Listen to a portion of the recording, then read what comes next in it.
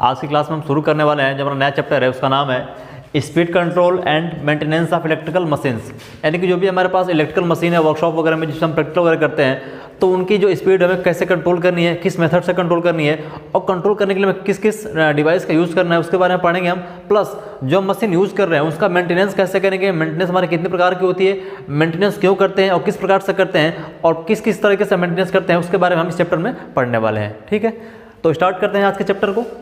तो जो हमारा पहला पॉइंट है आज के चैप्टर का, एसी ड्राइव्स। ठीक है, तो ड्राइव्स हमारे दो तरह की होती हैं, एक होती है एसी ड्राइव्स, एक होती है डीसी ड्राइव्स। जो दोनों क्या करते हैं, हमारे मोटर के गति को कंट्रोल करने के लिए हम ड्राइव्स का यूज़ करते हैं। जो एसी और डीसी दो प्रकार की होती हैं। अगर बात करें हम एसी ड्राइव्स की तो यह हमारे एसी मोटर की स्पीड को कंट्रोल करेगा, और बात करें डीसी ड्राइव की तो यह हमारी डीसी मोटर की स्पीड को कंट्रोल करेगा।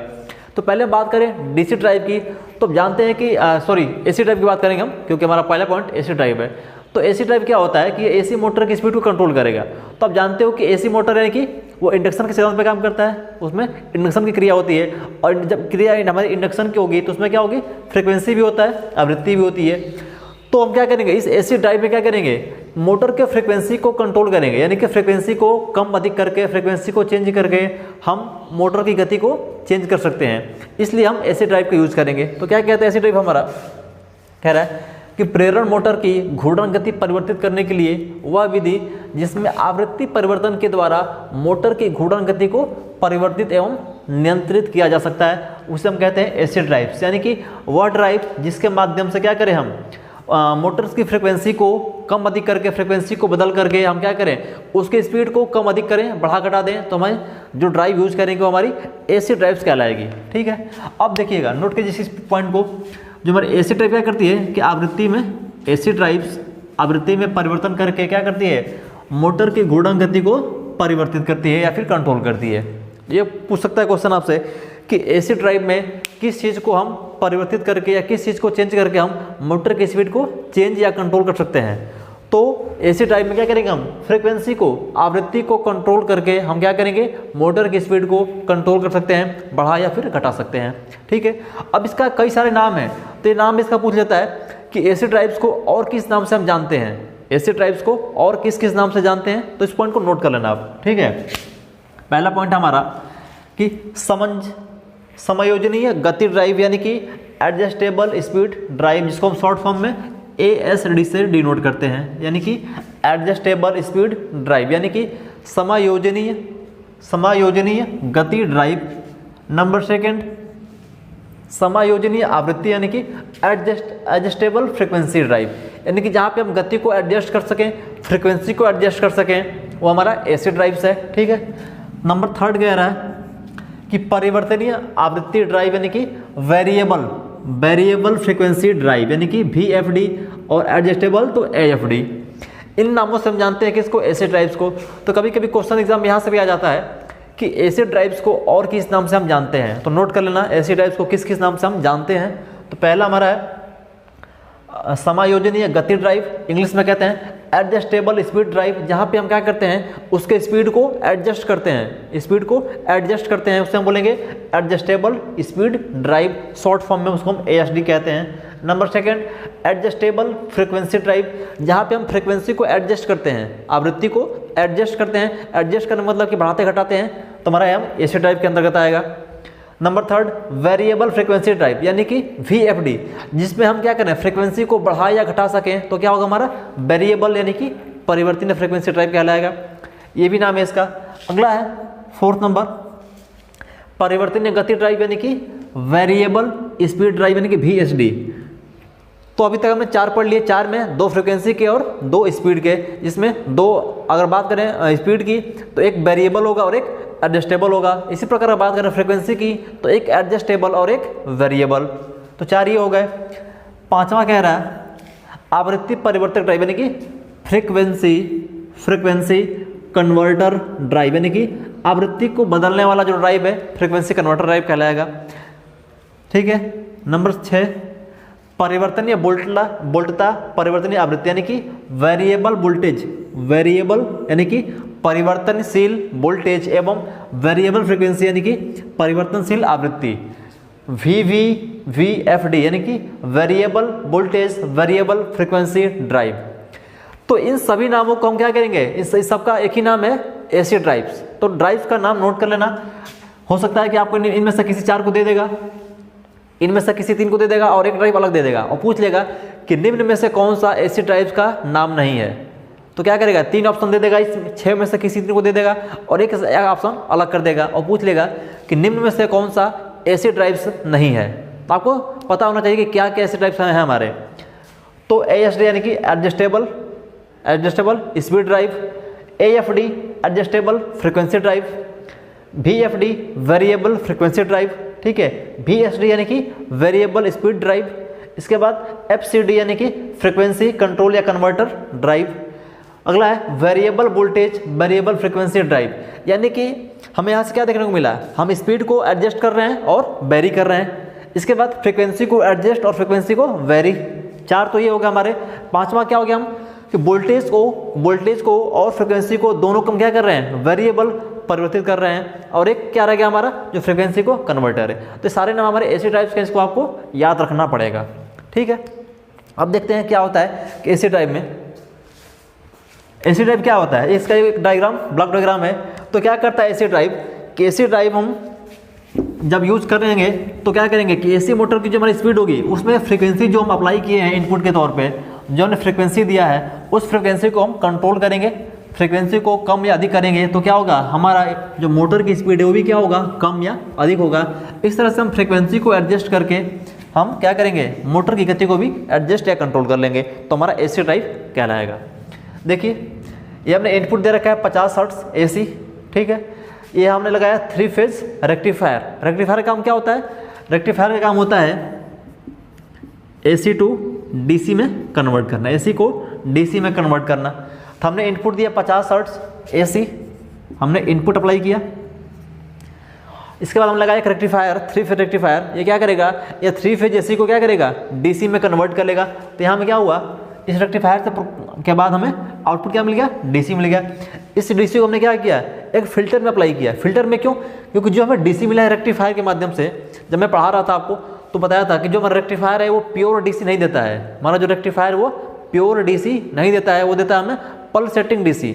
और पल्सेटिंग DC कहने का मतलब यह कि उस DC में कुछ अवयव AC के भी रह जाते हैं, यानी कि AC और DC दोनों के अवयव जिसमें मौजूद है उसे हम बोलेंगे पल्सेटिंग DC, जिसको हम हार्मोनिक्स भी कहते हैं, ठीक है। तो ये हमें DC मिल गया। अब हमें प्योर DC नहीं मिला है तो हम क्या करेंगे, इसको फिल्टर से पास करेंगे।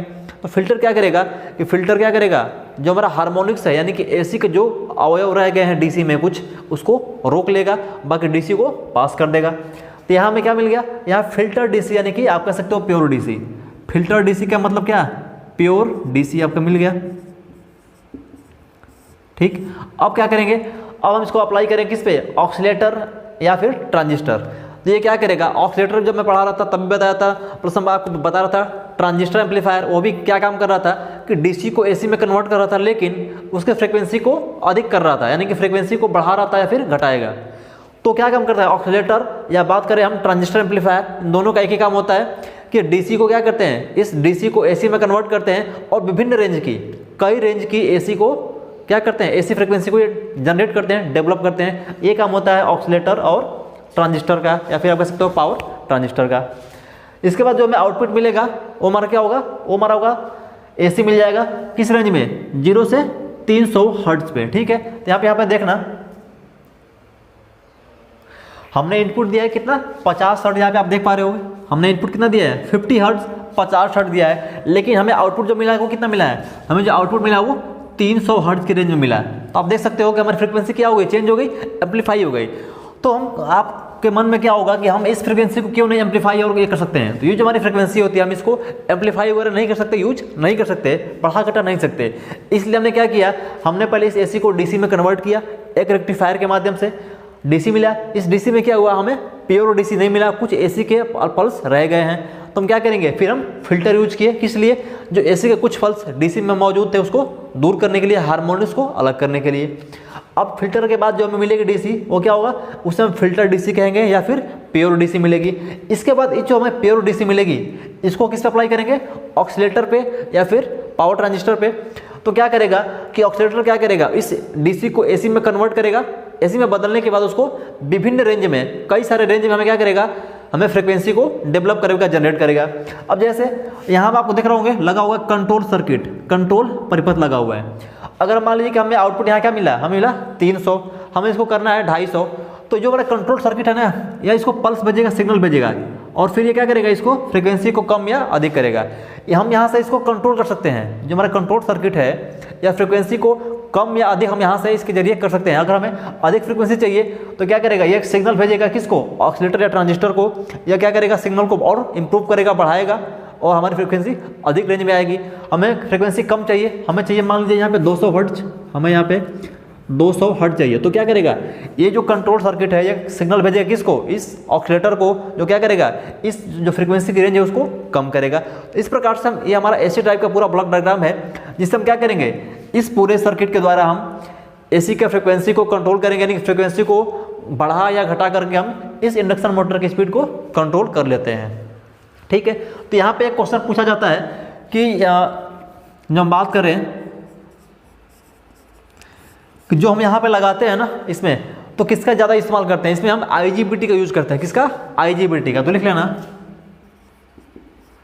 एसी ड्राइव्स में IGBT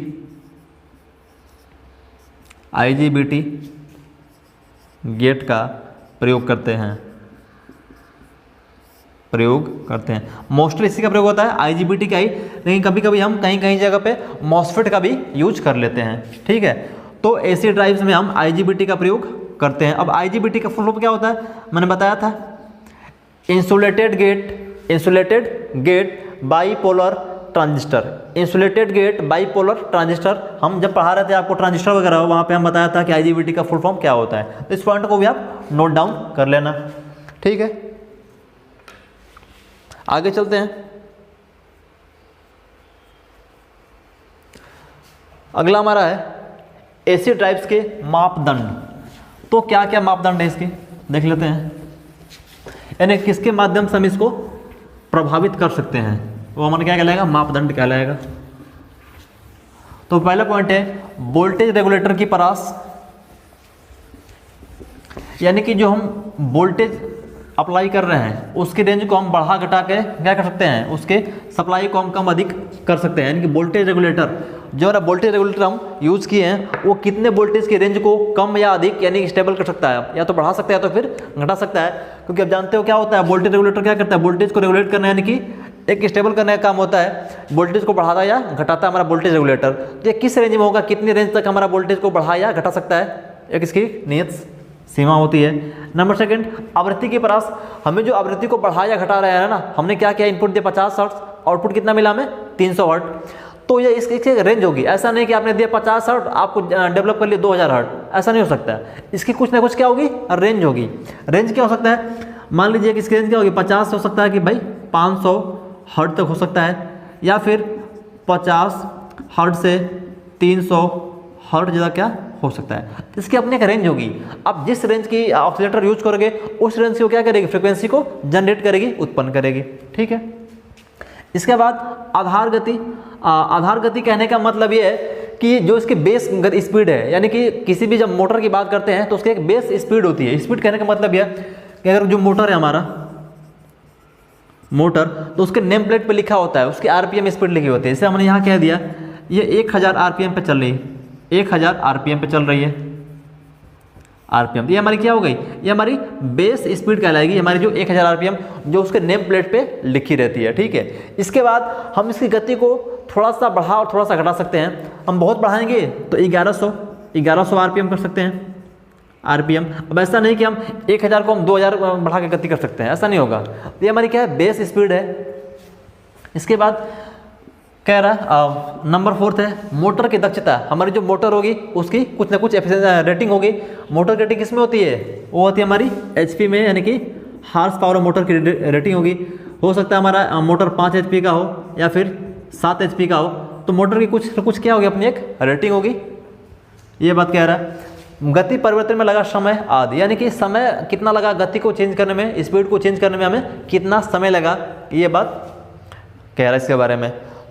अब एक बात आती है, इस पॉइंट को नोट करना कि किसके माध्यम से हम फ्रीक्वेंसी को चेंज करते हैं एसी ड्राइव्स में, किसके माध्यम से फ्रीक्वेंसी को हम चेंज करते हैं। तो जब फ्रीक्वेंसी चेंज करने की बात आई तो हम वहाँ पे देखे थे ऑक्सीलेटर यूज किए थे। क्या यूज किए थे? ऑक्सीलेटर यूज किए थे। तो आप लिख लेना नोट पॉइंट करके,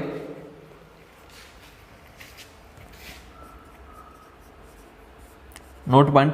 क्वेश्चन क्या पूछ सकता है? क्वेश्चन पूछेगा कि एसी ड्राइव में निम्न में से कौन सी युक्ति प्रयोग की जाती है? कौन सी युक्ति प्रयोग की जाती है? किसके लिए? फिल्टर करने के लिए या फिर फ्रीक्वेंसी को बढ़ाने के लिए? तो फ्रीक्वेंसी जब बढ़ाने की बात करेंगे तो वहां पे हम ऑक्सीलेटर यूज करेंगे। एसी ड्राइव्स में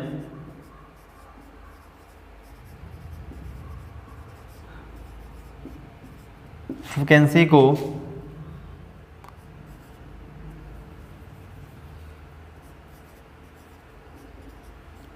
बढ़ाने के लिए ऑक्सीलेटर का प्रयोग करते हैं।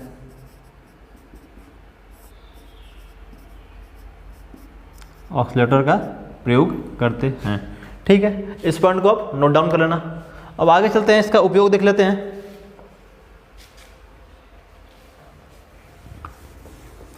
अब जो हमारा उपयोग है, कह रहे कि एसी ड्राइव्स का उपयोग कहाँ करते हैं? तो मुख्यतः बड़ी बड़ी इंडस्ट्रियल मोटर को, जहाँ पे बड़े बड़े इंडस्ट्रियल मोटर लगे इंडस्ट्री में, वहाँ पे स्पीड कंट्रोल करने के लिए हम क्या करते हैं? एसी ड्राइव्स का यूज करते हैं।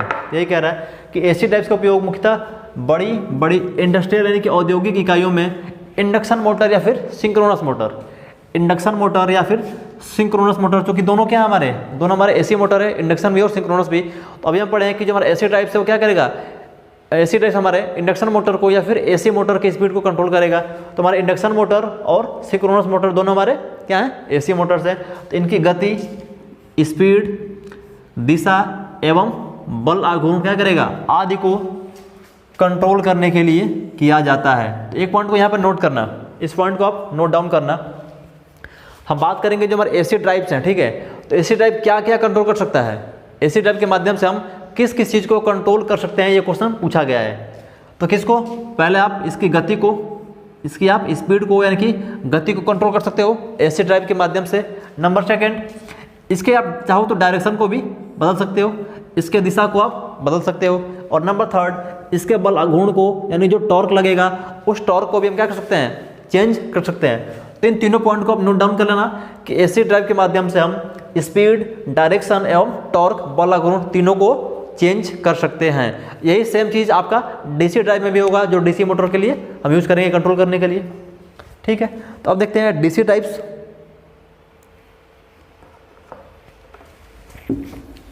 इस पॉइंट को आप नोट डाउन कर लेना कि गति, दिशा एवं बल आघूर्ण को या कंट्रोल या चेंज कर सकता है हमारा एसी ड्राइव्स। डीसी ड्राइव भी हमारा क्या करेगा? स्पीड को, डायरेक्शन को और टॉर्क को चेंज कर सकता है, जैसा कि आप एसी ड्राइव कर रहे थे। तो बात करेंगे डीसी ड्राइव्स। तो अभी हम पढ़े थे एसी ड्राइव्स। तो डीसी ड्राइव्स के बारे में क्या होगा कि हमारा जो डीसी ड्राइव्स है या क्या करेगा? या डीसी मोटर की स्पीड को, टॉर्क को और उसकी डायरेक्शन को चेंज करने का या कंट्रोल करने का काम करेगा हमारा डीसी ड्राइव। तो वही कह रहा है कि डीसी ड्राइव वह प्रणाली है जिसके द्वारा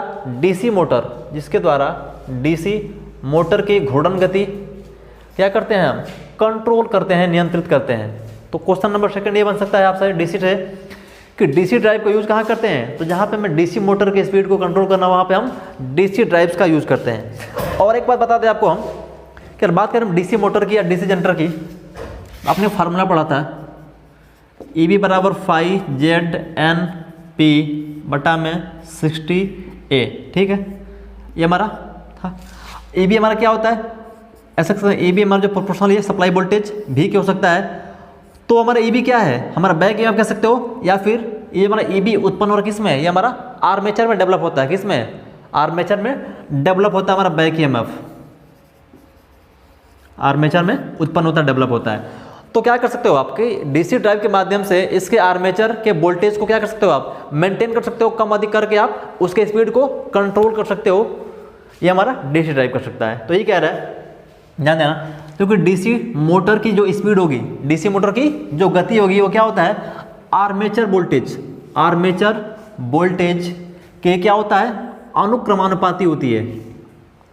यहाँ से देख सकते हो आप, ये हमारा क्या है, बैक ईएमएफ, ठीक, और बैक ईएमएफ के प्रोपोर्शनल हमारा V है, यानी कि दोनों क्या हैं, दोनों के दोनों हमारे वोल्टेज हैं, क्या है, चाहे EB की बात करें या फिर V की बात करें, वोल्टेज हैं। और जो हमारा EB किस में जनरेट होता है, हमारा EB जनरेट होता है आर्मेचर में। तो जो हमारा बैक ईएमएफ है या फिर आर्मेचर वोल्टेज कह सकते हो इसको, आर्मेचर वोल्टेज, ये किसके प्रोपोर्शनल है, किसके अनुक्रमानुपाती है। ध्यान देना, EB और N दोनों क्या हैं, दोनों ऊपर हैं। तो हमारा जो N होगा, ये N है, स्पीड है, तो N क्या होगा, हमारे आर्मेचर वोल्टेज के समानुपाती होगा भाई। यहाँ से आप रिलेशन निकाल सकते हो, आपको पढ़ा भी है डीसी जनरेटर में, डीसी मोटर में। तो ये हमारा क्या रहा है कि आर्मेचर जो वोल्टेज है या फिर EB की बात करें, दोनों की चीज़ है, तो क्या होगा, हमारे स्पीड के अनुक्रमानुपाती, यानी कि आप वोल्टेज को बढ़ाओगे तो स्पीड आपकी बढ़ेगी, अगर आप वोल्टेज को कम करोगे तो स्पीड क्या होगी, आपकी स्पीड भी कम होगी। तो यही बात कह रहा है, डीसी मोटर की जो गति होगी आर्मेचर वोल्टेज के अनुक्रमानुपाती होती है। तो हम क्या करेंगे, फिर आर्मेचर के जो वोल्टेज उसको कंट्रोल करेंगे, उसके वोल्टेज को बढ़ा के या फिर घटा के हम क्या कर सकते हैं, उसके मोटर की स्पीड को कम या अधिक कर सकते हैं। तो वही बात कह रहा है, आर्मेचर वोल्टेज को परिवर्तित करके डीसी मोटर की स्पीड को हम क्या कर सकते हैं, कंट्रोल कर सकते हैं। आप वोल्टेज को बढ़ाओगे आर्मेचर वाले को तो स्पीड बढ़ेगी, आप वोल्टेज को कम करोगे तो स्पीड भी क्या होगी, आपकी कम होगी। ये रिलेशन आपको शो कर रहा है, आर्मेचर वोल्टेज प्रोपोर्शनल N, और आर्मेचर वोल्टेज को हम E से डिनोट करते हैं, जो EMF इंड्यूस्ड होता है किसके अंदर, आर्मेचर के अंतर्गत, ठीक है। अब बात करें कि डीसी ड्राइव के द्वारा एसी मोटर की गति भी कंट्रोल कर सकते हैं। डीसी ड्राइव के माध्यम से हम एसी मोटर की गति को भी कंट्रोल कर सकते हैं, ठीक है। लेकिन कैसे, उसके लिए हमें क्या करना पड़ेगा, उसके लिए फिर हमें कन्वर्टर का यूज करना पड़ेगा, जो क्या करे, डीसी को एसी में कन्वर्ट करे। तो जो थोड़ा सा ये प्रक्रिया होगी, थोड़ा सा क्या होगी, हमारी जटिल हो जाएगी।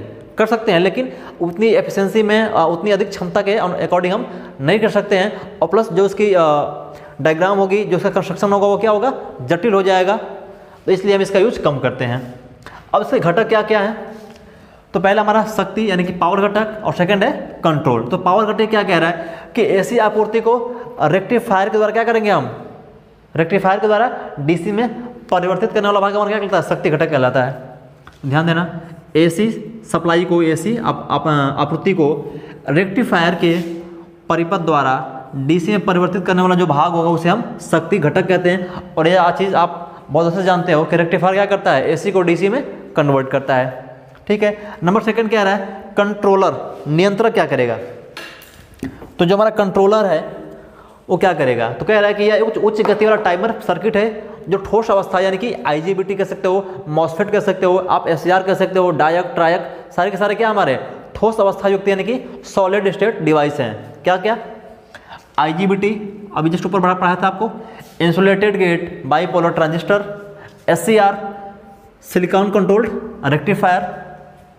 इसके अंतर्गत आपका क्या आ सकता है, SCR के अंतर्गत आपका डायक, ट्रायक भी आता है, जो सारे के सारे क्या हमारे सॉलिड स्टेट डिवाइस हैं, जिसको हम ठोस अवस्था युक्त भी कहते हैं। तो इन सब क्या हमारे, ये सब हमारे स्पीड कंट्रोलर हैं, स्पीड को कंट्रोल करने का काम कर सकते हैं। आदि को सक्रिय करता है और परिपथ में क्या करेगा, कंट्रोल करने का काम करेगा। तो ये इसके पार्ट हैं। अगर हम डीसी की जगह डीसी ड्राइव के माध्यम से एसी को कंट्रोल करेंगे, तब हमें इसके लिए क्या करना पड़ेगा, शक्ति घटक यानी कि पावर कंपोनेंट एवं कंट्रोलर को भी लगाना पड़ेगा। ये बात कह रहा था।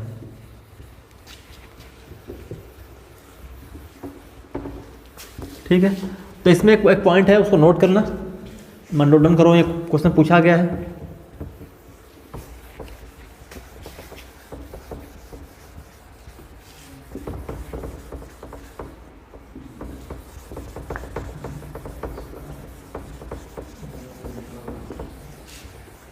यहां से क्वेश्चन कैसे पूछ सकता है, क्वेश्चन पूछ सकता है कि डीसी ड्राइव में किस युक्ति का प्रयोग किया जाता है। अधिकांश किस युक्ति का हम प्रयोग करते हैं, तो डीसी ड्राइव में हम किसका यूज करते हैं, तो जो सारे के सारे जो डिवाइस है ना, ये हमारे IGBT, SCR, ठीक है, डायक कह लो, ट्रायक कह लो, तो सारे के सारे क्या हमारे, सारे के सारे हमारे थायरिस्टर फैमिली के अवयव, किसके हैं, थायरिस्टर फैमिली के अवयव हैं। इसको बोलते हैं थायरिस्टर, थायरिस्टर, ठीक है।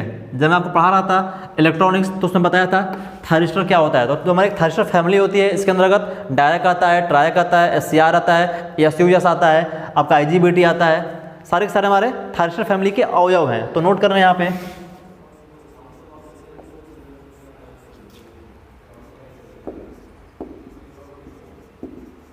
डीसी ड्राइव में हम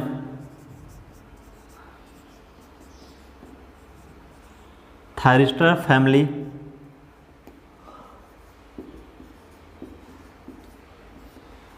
के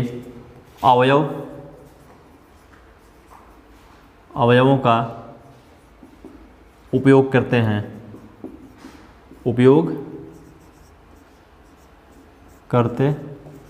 ठीक है। अब थायरिस्टर फैमिली में क्या क्या आता है, IGBT आपका है, ठीक है। इसके बाद आ गया आपका SCR आ गया।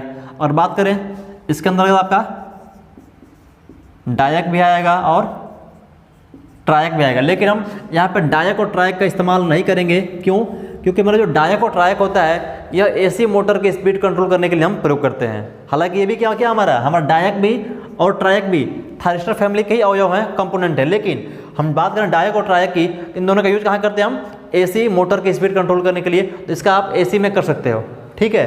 तो यहाँ पे आपका डायक ट्रायक नहीं लिखना है, लेकिन जो डायक और ट्रायक है किसके हैं, ये थायरिस्टर फैमिली के ही अवयव हैं। इसको आपको ध्यान रखना होगा और मैं बता भी रखा हूँ। तो हम SCR और IGBT का यूज करते हैं किसमें, DC ड्राइव में करते हैं, ठीक है। आगे चलते हैं आप।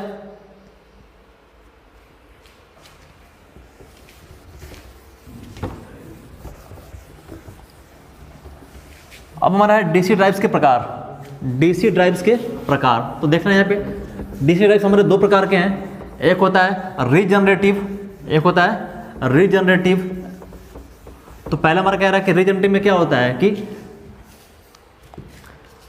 पहला हमारा कह रहा है रीजनरेटिव। तो इसमें क्या होता है कि इस रीजनरेटिव ड्राइव में क्या करते हैं हम कि मोटर की जो स्पीड होती है, स्पीड या प्लस उसकी दिशा प्लस उसका जो टॉर्क है बला गुण है, इन तीनों चीज़ों को हम दोनों दिशाओं में कंट्रोल कर सकते हैं। यानी कि हम बात करें रीजनरेटिव DC टाइप की, तो इसके माध्यम से हम क्या कर सकते हैं कि DC मोटर की स्पीड की बात करें या टॉर्क की बात करें या उसके डायरेक्शन की बात करें, तो इन तीनों चीज़ों को हम उसके दोनों दिशाओं में कंट्रोल कर सकते हैं। यानी कि क्लॉकवाइज दक्षिणावर्त एवं एंटी क्लॉकवाइज वामावर्त, दोनों दिशाओं में इसको कंट्रोल कर सकते हैं। तो यही बात कह रहा है कि DC ड्राइव के द्वारा मोटर की गति एवं घूर्णन दोनों दिशाओं में नियंत्रित किया जा सकता है। उससे क्या बोलेंगे, रीजनरेटिव ड्राइव कहलाते हैं। इस पॉइंट को नोट कर लेना कि वह DC ड्राइव जो मोटर की स्पीड को, बल घूर्ण को एवं दिशा को दोनों दिशाओं में यानी कि क्लॉकवाइज एवं एंटी क्लॉकवाइज दोनों दिशाओं में कंट्रोल कर सके, उससे हम क्या बोलेंगे, हम बोलेंगे रीजनरेटिव DC ड्राइव कहते हैं। अब DC ड्राइव के द्वारा क्या करते हैं हम, मोटर की गति, घूर्णन की दिशा एवं बल आघूर्ण, इन तीनों को क्या कर सकते हैं हम, दोनों दिशाओं में कंट्रोल कर सकते हैं। यहाँ देख रहे हो आप, हम इसकी बात करें, ये वाला एरो दिखा रहा है, ये हमारा क्लॉकवाइज, ये हमारा क्लॉकवाइज है। हमारा बात करें इसकी, ये नीचे वाला जो एरो दिख रहा है आपको, ये वाला, ये हमारा है एंटी क्लॉकवाइज, यानी कि क्या, वामावर्त, ये हमारा दक्षिणावर्त। तो आप इसको देख सकते हो कि हमारे दोनों दिशाओं में गति को कंट्रोल कर सकती है, बल घूर्ण को और घूमने की दिशा को भी, ठीक है। आगे चलते हैं।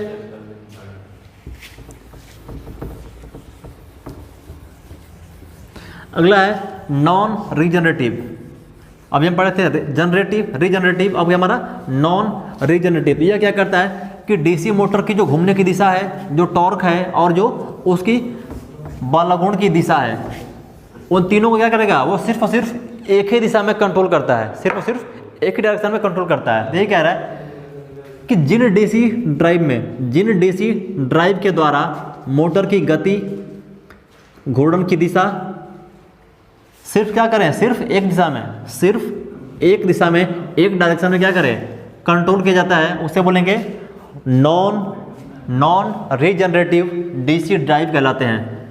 यहाँ से क्वेश्चन पूछा गया है कि जो हमारी क्या है हमारा नॉन जनरेटिंग ड्राइव है, वह कितने डायरेक्शन में हमारे DC कंपोनेंट को या DC जनरेटर को या DC मोटर को कंट्रोल कर सकता है। तो सिर्फ और सिर्फ एक दिशा में। अगर बात करें रीजनरेटिव की तो दो दिशाओं में कंट्रोल करता है। इस पॉइंट को नोट डाउन कर लेना। ये DC ड्राइव रीजनरेटिव ड्राइव की अपेक्षा क्या होते हैं, सस्ते होते हैं। सस्ता क्यों होगा भाई, क्योंकि क्या कर रहा है, सिर्फ और सिर्फ एक ही दिशा में कंट्रोल कर रहा है ना, उसके बल घूर्ण को, स्पीड को और उसके घूमने की दिशा को। लेकिन हम बात करें रीजनरेटिव की तो दो दिशाओं में कर रहा था। तो यहाँ पे देख पा रहे हो, यहाँ पे सिर्फ क्या है हमारा, एक ही एरो दिख रहा है, यानी कि सिर्फ और सिर्फ ये क्लॉक वाइज घूम सकता है, क्लॉक वाइज घूम सकता है। एंटी क्लॉक वाइज इसमें कोई प्रोसेस नहीं होता है। तो ये फर्क है रीजनरेटिव में और नॉन रीजनरेटिव में। ठीक है, आगे चलते हैं।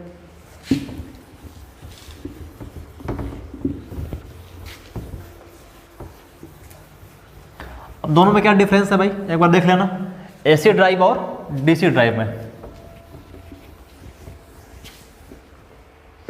पहला पॉइंट क्या रहा है कि डीसी ड्राइव की संरचना सरल होती है, एसी ड्राइव की संरचना क्या होती है, जटिल होती है। ये डिफरेंस है। नंबर सेकंड, डीसी ड्राइव में क्या होते हैं, हार्मोनिक्स नहीं होते हैं, जबकि एसी ड्राइव से पावर सप्लाई हार्मोनिक्स हटाने पड़ते हैं। हार्मोनिक्स कहने का मतलब क्या होता है, हार्मोनिक्स कहने का मतलब ये होता है कि कुछ अवयव क्या होते हैं डीसी के एसी में या एसी के डीसी में, उसे हम हार्मोनिक कहते हैं, जिसको हम हार्मोनिक कहते हैं, जो क्या करते हैं, पावर सप्लाई को डिस्टर्ब करते हैं, सप्लाई को डिस्टर्ब करते हैं, एक समान रूप से प्रवाह नहीं करते हैं। तो क्या ये हमारा जो डीसी है, डीसी ड्राइव में हमारे हार्मोनिक्स नहीं होते हैं। लेकिन बात करें एसी में, तो एसी में हार्मोनिक्स होते हैं।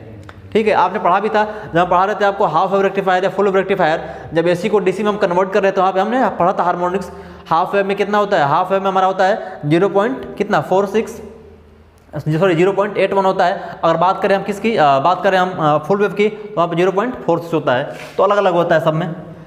नंबर थर्ड क्या रहा है कि इनका जो रख रखाव है क्या होता है, सस्ता होता है, इनका रख रखाव महंगा होता है। यानी कि एसी ड्राइव में रख रखाव आपका महंगा पड़ेगा, उस पर ज़्यादा आपको खर्च करने पड़ेंगे रख रखाव में, मेंटेनेंस में वगैरह में। नंबर फोर्थ कह रहा है कि इनका जो आकार छोटा होता है, यानी कि जो हमारे डीसी ड्राइव्स हैं, इनकी जो साइज होगी, आकार होगा वह छोटा होगा, तो ये स्थान भी कम घेरेंगे। इनका आकार क्या होगा, बड़ा है, और ये अधिक स्थान घेरेंगे, इनका वेट भी अधिक है। नंबर फिफ्थ कह रहा है कि डीसी ड्राइव सस्ते होते हैं एसी ड्राइव की अपेक्षा, या एसी ड्राइव अपेक्षाकृत महंगे होते हैं। यानी कि जो हमारा डीसी ड्राइव है वो सस्ता है और डीसी एसी क्या हमारा एसी महंगा है। ये बेसिक डिफरेंस है, हालांकि यहाँ से क्वेश्चन नहीं बनेगा, लेकिन आपको जानना जरूरी है कि एसी में और डीसी में क्या डिफरेंस है। ठीक है,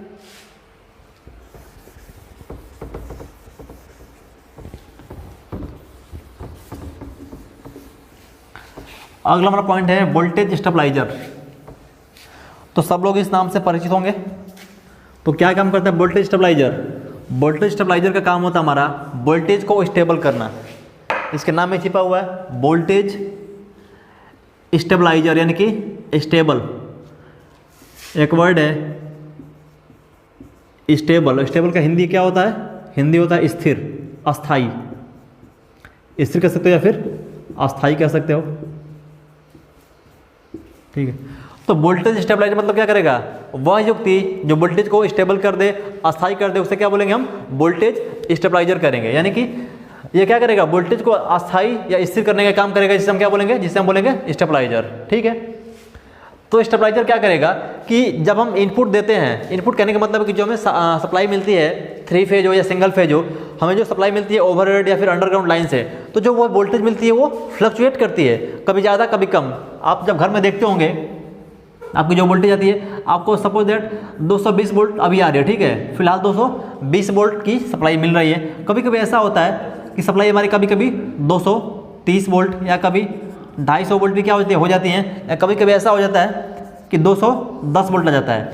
तो वोल्टेज क्या होता है, मतलब जो वोल्टेज होता है इस पर उतार चढ़ाव होता रहता है, यानी कि वोल्टेज का मान कभी ज़्यादा कभी कम इस तरह से होता रहता है। तो इससे इसका क्या नुकसान होता है, जब वोल्टेज पे उतार चढ़ाव ज़्यादा होता है तो हमारे जितने भी इक्विपमेंट लगे हुए हैं, जो भी हमारे उपकरण लगे हुए हैं, आपका टीवी हो गया, फैन हो गया, ठीक है, आपका फ्रिज हो गया, कूलर हो गया, तो वोल्टेज में जब उतार चढ़ाव होगा तो हमारे जितने डिवाइसेस हैं इनके खराब होने की संभावना ज़्यादा होती है।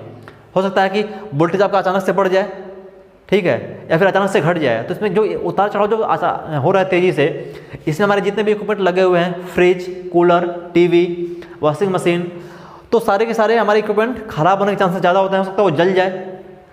तो इन सब चीज़ों को देखते हुए हमने वोल्टेज स्टेबलाइजर का यूज़ किया, जो क्या करेगा, वो वोल्टेज को स्टेबल करने का, स्थिर करने का काम करेगा, हमारा वोल्टेज स्टेबलाइजर कहलाएगा। सपोज दैट हमें चाहिए 220 वोल्ट, हमें चाहिए 220 वोल्ट। अब सप्लाई आपकी 200, कभी 30 हो, कभी 210 हो, कभी 250 हो, या कभी 240 वोल्ट हो, कोई फर्क नहीं पड़ेगा हमें।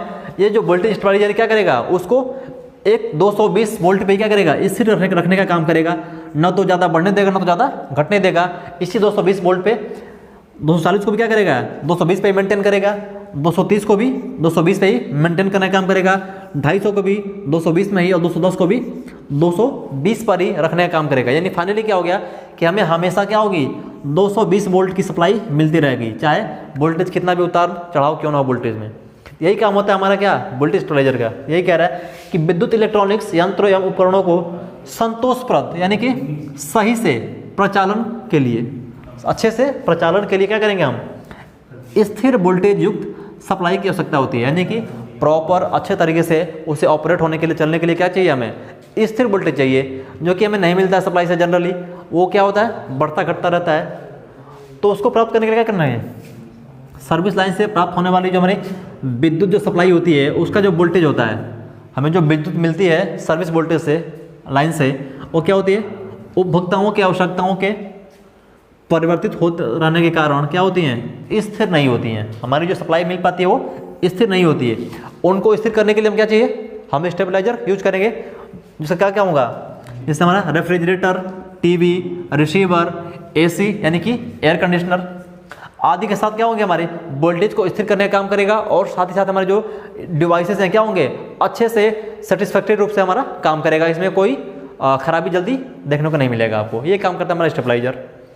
अब स्टेबलाइजर आपके दो तरह के होते हैं, स्टेबलाइजर आपके दो तरह के होते हैं। तो कौन कौन से हैं, एक है स्टेप्ड, मैं साइड में लिख दूंगा, ठीक है, उसको मैं पढ़ना नहीं है, मैं लिख देता हूँ, और वहाँ से क्या क्वेश्चन हो सकता है उसको भी मैं लिख दूंगा। तो पहले देख लेते हैं इसका ब्लॉक डायग्राम, इसके बाद फिर आगे देखेंगे कि कितने प्रकार के होते हैं और उनका यूज कहाँ करते हैं। हम दोनों प्रकार जो हैं उनका यूज कहाँ कहाँ करते हैं, इसको हम आगे देखेंगे। पहले देखते हैं ब्लॉक डायग्राम।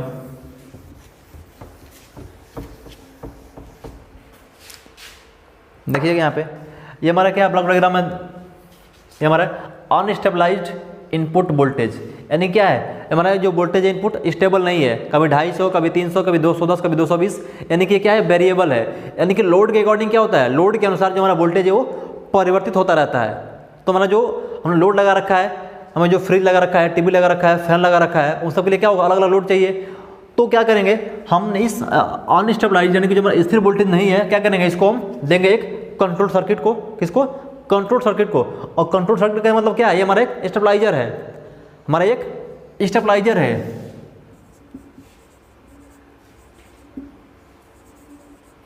जो हमारा कंट्रोल सर्किट क्या, हमारा एक स्टेबलाइजर है। यही हमारा क्या करेगा, इस जो हमारा अनस्टेबल वोल्टेज है, जो स्थिर वोल्टेज नहीं है, जो वेरिएबल वोल्टेज, इसको ये क्या करेगा, कंट्रोल करेगा, कंट्रोल करेगा। इसके बाद फिर क्या करेगा, एक स्टेबल यानी कि एक स्थिर वोल्टेज हमें क्या करेगा, आउटपुट में प्रदान करेगा। कितना, सपोज दैट हमें जितने भी इक्विपमेंट लगे हैं, हमें उसके लिए 220 वोल्ट चाहिए भाई, उनको सही से ऑपरेट करने के लिए, चलाने के लिए हमें 220 वोल्ट चाहिए। अब कभी कभी क्या हुआ कि मान लो कि हमें जो वोल्टेज मिला 220 वोल्ट ना मिलकर अगर 210 मिल रहा है, तो ठीक है, ये जो हमारा रेफरेंस वोल्टेज है क्या करेगा, ये है, इसको कंट्रोल, यहाँ से हम इसको कंट्रोल करने का काम करेंगे, ये बढ़ाएगा या घटाएगा। अगर मान लो सपोज दैट ये हमारा जो कंट्रोल सर्किट है, अगर यहाँ पहुँचा 230, हमें चाहिए कितना, 220, तो जो ये रेफरेंस वोल्टेज है यहाँ से क्या करेगा, इसको ऑपरेट करेगा और यहाँ से सिर्फ 220 वोल्ट क्या करेगा, आगे फॉरवर्ड करेगा।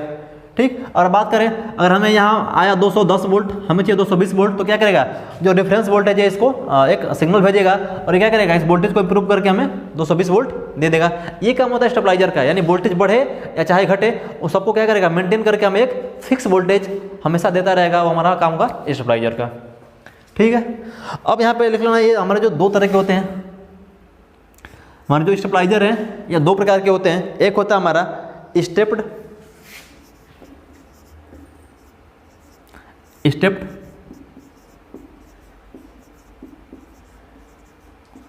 स्टेबलाइजर, और जो हमारा नंबर सेकंड है वो होता है servo voltage stabiliser.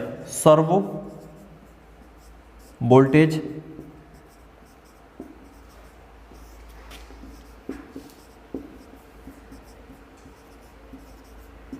Servo voltage stabiliser. ठीक है, तो मेरे जो हमारे वोल्टेज स्टेबलाइजर हैं ये दो प्रकार के होते हैं, एक होता है स्टेप्ड स्टेबलाइजर और एक होता है सर्वो वोल्टेज स्टेबलाइजर।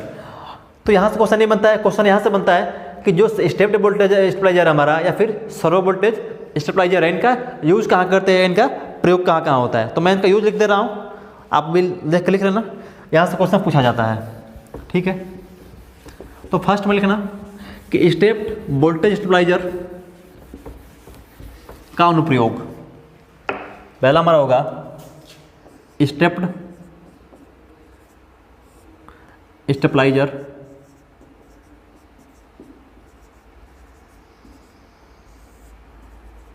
का उपयोग। यहाँ से क्वेश्चन बनता है, ठीक है, यहाँ से क्वेश्चन बनता है एग्जाम में कि जो हमारा स्टेप्ड स्टेबलाइजर है इसका उपयोग कहाँ करते हैं। इसका उपयोग करते हैं हम, जैसे आपके एसी हो गया, ये एसी मतलब क्या, air conditioner, TV, television, VCR, ठीक है, इन सब जगहों पे हम क्या करते हैं, स्टेप्ड स्टेबलाइजर का प्रयोग करते हैं। तो इसको पॉइंट को आप नोट डाउन कर लेना। इसके अलावा आपका फ्रिज भी हो सकता है, फ्रिज हो सकता है, फ्रिज भी, तो ये पॉइंट नोट करना। जैसे आपका एसी हो गया, टीवी हो गया, वीसीआर हो गया या फ्रिज हो गया, ऐसे जगहों पे हम क्या करते हैं, हम कि स्टेप्ड स्टेबलाइजर का प्रयोग करते हैं, ठीक है। अब नंबर सेकंड हम बात करेंगे, सेकंड हम बात करेंगे किसका, सर्वो वोल्टेज स्टेबलाइजर का। तो लिख लेना servo voltage stabiliser,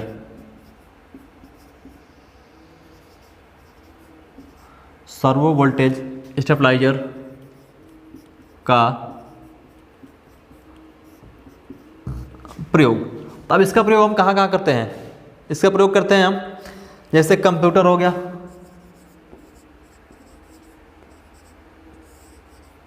computer,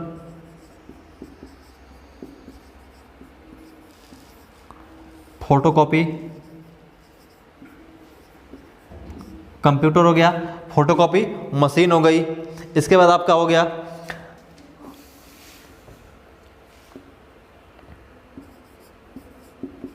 printer.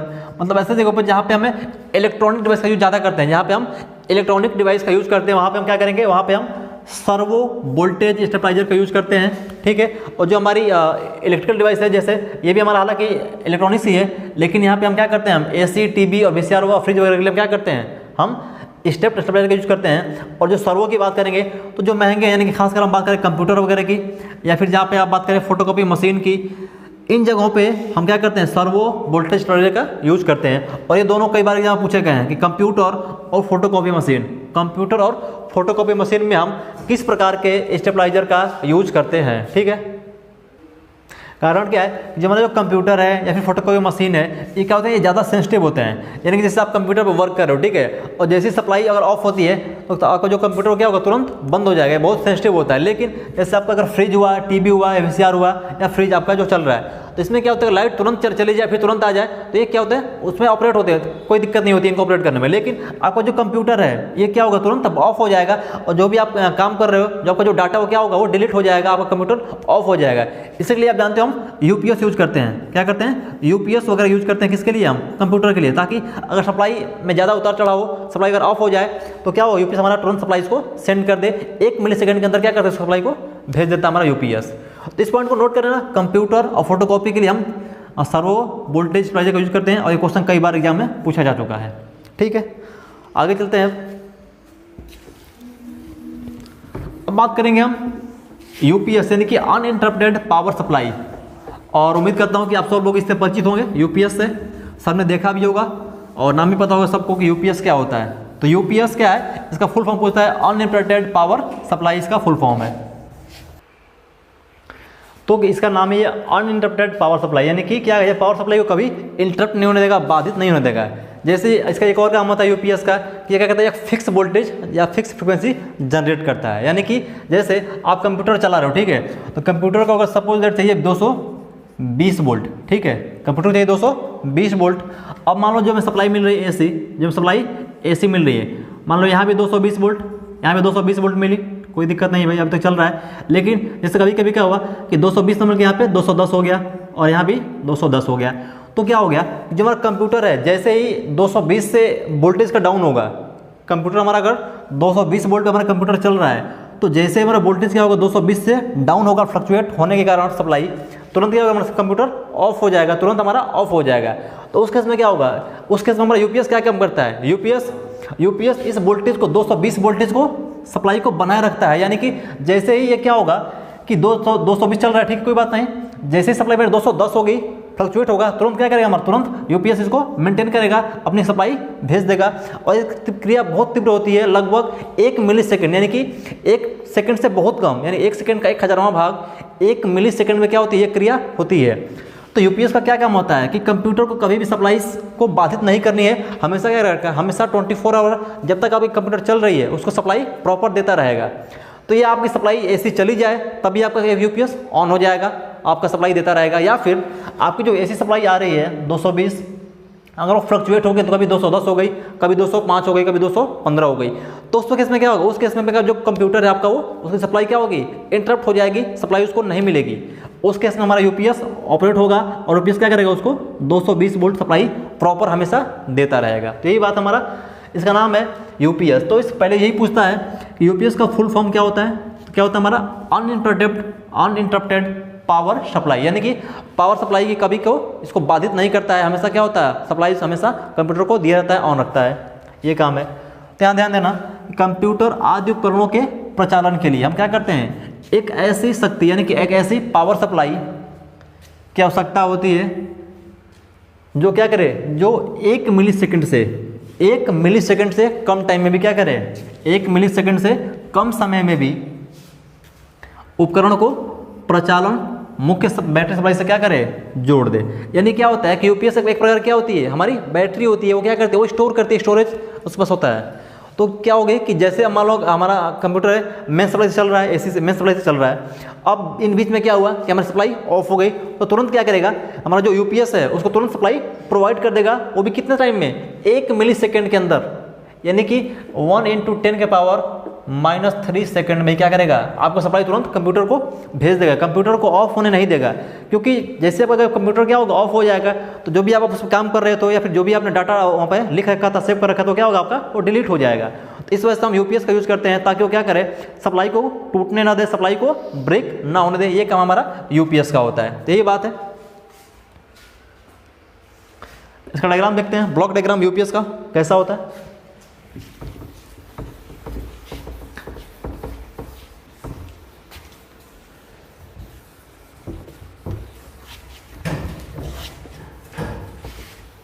देखिएगा यहाँ पे, ये हमारा क्या है, हमारा एसी मेंस पावर सप्लाई है। हमने जो सप्लाई एसी दे रखा है, हमने जो सप्लाई एसी मेंस दिया है वो किसको दिया है, तो पहले क्या करेगा, यूपीएस में एक बैटरी भी होती है, बैटरी और एक चार्जर भी लगा होता है। तो क्या करेगा, ये सप्लाई जो हम एसी देंगे, या पहले एसी को डीसी में कन्वर्ट करेगा। इसका ये जो हमारा ब्लॉक बना हुआ है इसमें क्या है, रेक्टिफायर भी है, यानी कि ये क्या करेगा, एसी को डीसी में कन्वर्ट करेगा, प्लस क्या है, चार्जर भी है। यानी कि आप जानते हो यहाँ पे हमने लगा रखा बैटरी, और यूपीएस में क्या होगी, यूपीएस में एक बैटरी होती है जो एनर्जी को स्टोर करती है, और जैसे आवश्यकता पड़ने पर क्या करती है, उस बैटरी से ऊर्जा लेके कंप्यूटर को हमें सप्लाई करती है। तो हमने एक एसी दिया, अब एसी क्या करेगा, इस जो रेक्टिफायर है इस एसी को डीसी में कन्वर्ट करेगा, और डीसी में कन्वर्ट करने के बाद क्या करेगा, इस चार्जर के माध्यम से क्या करेगा, इस चार्जर के माध्यम से इस बैटरी को पहले वो चार्ज करेगा, फिर इसके बाद ये क्या होगी, आगे बढ़ती रहेगी, इस जो हमारा डिस्कारी के द्वारा डीसी मिलेगी, या बैटरी को चार्ज भी करेगी, फिर और आगे बढ़ती रहेगी। जब आगे बढ़ेगी, हमने लगा दिया इन्वर्टर, अब क्या करेगा, इन्वर्टर हमारा क्या करेगा, इस डीसी को एसी में क्या करेगा, बदल देगा, डीसी को एसी में कन्वर्ट कर देगा। फिर हम देंगे एक स्टैटिक स्विच, मतलब क्या करेगा, जो हमें वोल्टेज यहाँ मिलेगा, एक स्विच लगा देंगे, कौन से, स्टैटिक, जो वोल्टेज को क्या करेगा, स्टेबल करेगा। अगर हमें लोड पे कितना चाहिए, कंप्यूटर को 220 चाहिए, तो हमेशा क्या करेगा, यह हमेशा 220 वोल्ट ही प्रोवाइड करेगा। ठीक है, तो ये हमारा क्या है, सर्किट डायग्राम है। पहले हमने इनपुट एसी दिया, वो किसको दिया, रेक्टिफायर को। यहाँ पे हमने रेक्टिफायर और चार्जर क्यों लगाया, रेक्टिफायर लगाया एसी को डीसी में कन्वर्ट करने के लिए। डीसी में क्यों कन्वर्ट किया, हमें क्योंकि बैटरी को चार्ज करनी थी, सप्लाई को स्टोर करने के लिए, और चार्जर लगाया हमने बैटरी को चार्ज करने के लिए। अब यहाँ पे हमारी डीसी आ गई जो बैटरी को चार्ज भी करेगी, और प्लस क्या आगे बढ़ती रहेगी। जैसे आगे बढ़ेगी तो हमारा क्या होगा कि इन्वर्टर के द्वारा इस डीसी को एसी में कन्वर्ट कर लेंगे, फिर एक स्विच लगाएंगे जो क्या करेगा, हमेशा एक नियत वोल्टेज हमें आउटपुट पे देगा, लोड पे देगा, हमारा कंप्यूटर ऑपरेट होता रहेगा। अब क्या होगा कि इन केस जब भी अगर मान लो क्या हुआ, हमारा अब कभी हमारा जो मेन सप्लाई क्या हो गया, हमारा जो मेन सप्लाई एसी हम यहाँ से दे रहे हैं मेन स्विच से, ये क्या हो गया, ऑफ हो गया, या फिर इसमें ज़्यादा फ्लक्चुएशन हो गया, जाना चाहिए था 220 वोल्ट गया 200 वोल्ट। इन दोनों केस में या तो हमारी सप्लाई ऑफ हो जाए या फिर ज़्यादा फ्लक्चुएशन देखने को मिले, तब क्या होगा, हमारी मेन सप्लाई ऑफ हो जाएगी। उस केस में हमारी जो बैटरी है क्या करेगी, बैटरी जो एनर्जी स्टोर कर रखी है, कंज्यूम कर रखी है, ये क्या करेगा, ये सप्लाई देगी कितने टाइम पे, 1 मिली सेकेंड, यानी कि जैसे ही हमारी सप्लाई ऑफ या ट्रिप होने की होगी तुरंत क्या करेगी, इसको सिग्नल यहाँ भेज देगी, हमारी सप्लाई यहाँ से जाएगी इन्वर्टर में। इन्वर्टर क्या करेगा, इस जो सप्लाई डीसी है इस बैटरी में, इस डीसी को एसी में कन्वर्ट करेगा, फिर एसी कहाँ जाएगी, स्विच पे, स्विच क्या करेगा, इसको लिमिट करके 220 वोल्ट कहाँ भेजेगा, लोड पे भेजेगा। ये हमारा काम होता है किसका, यूपीएस का, इसका नाम पड़ गया अनइंटरप्टेड पावर सप्लाई। ठीक है, अब ये दो तरह के होते हैं,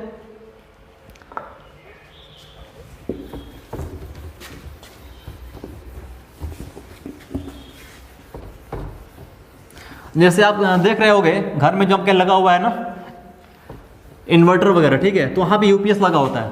आपके जो घर में इस समय जो लगे हुए इन्वर्टर मॉडर्न टाइम में, तो उनमें एक यूपीएस लगा होता है। यूपीएस क्या करता है कि जैसे ही हमारी सप्लाई मेन सप्लाई ट्रिप होती है तुरंत क्या होता है, हमारे लाइट ऑन हो जाती है, यानी कि लाइट कब जाती है कब आती है हमें पता भी नहीं चल पाता है। लेकिन अभी हम आज से 5 साल 10 साल पहले की बात करें तो जो पहले हमारा आता था इन्वर्टर, उसमें क्या होता था, यूपीएस नहीं लगा होता था। जब यूपीएस नहीं लगा होगा तब क्या होगा, तब तक क्या होगा, हमारी मेन सप्लाई आएगी इन्वर्टर में, ठीक है, तब उसमें बैटरी को चार्ज करेगा, बैटरी को चार्ज करता रहेगा।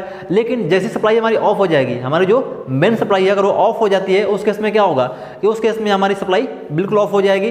अब क्या होगा कि जो हमारी बैटरी से सप्लाई जाएगी वहाँ तक, क्योंकि उसमें यूपीएस नहीं लगा हुआ था पहले वाले में, तो बैटरी से वहाँ तक सप्लाई पहुँचने में कुछ समय लगता था, 5 सेकंड 10 सेकंड। तो उसमें क्या होता था कि जैसे हमारी मेन सप्लाई ऑफ हो गई तो पूरा सर्किट क्या हो गया, हमारा पूरा सर्किट ओपन हो गया, यानी जितनी आपकी लाइट है, फैन है, टीवी, सब क्या हो गए, बंद हो गए। फिर अचानक से क्या होते थे, 2 4 5 या 10 सेकंड बाद या 20 सेकंड बाद फिर अचानक से क्या होते थे, सारे बल्ब हमारे ऑन हो जाते थे और सारे जो सिस्टम थे, टीवी, फ्रिज, कूलर जो भी है आपके प्रॉपर चलना शुरू हो जाते थे। तो ये फ़र्क है।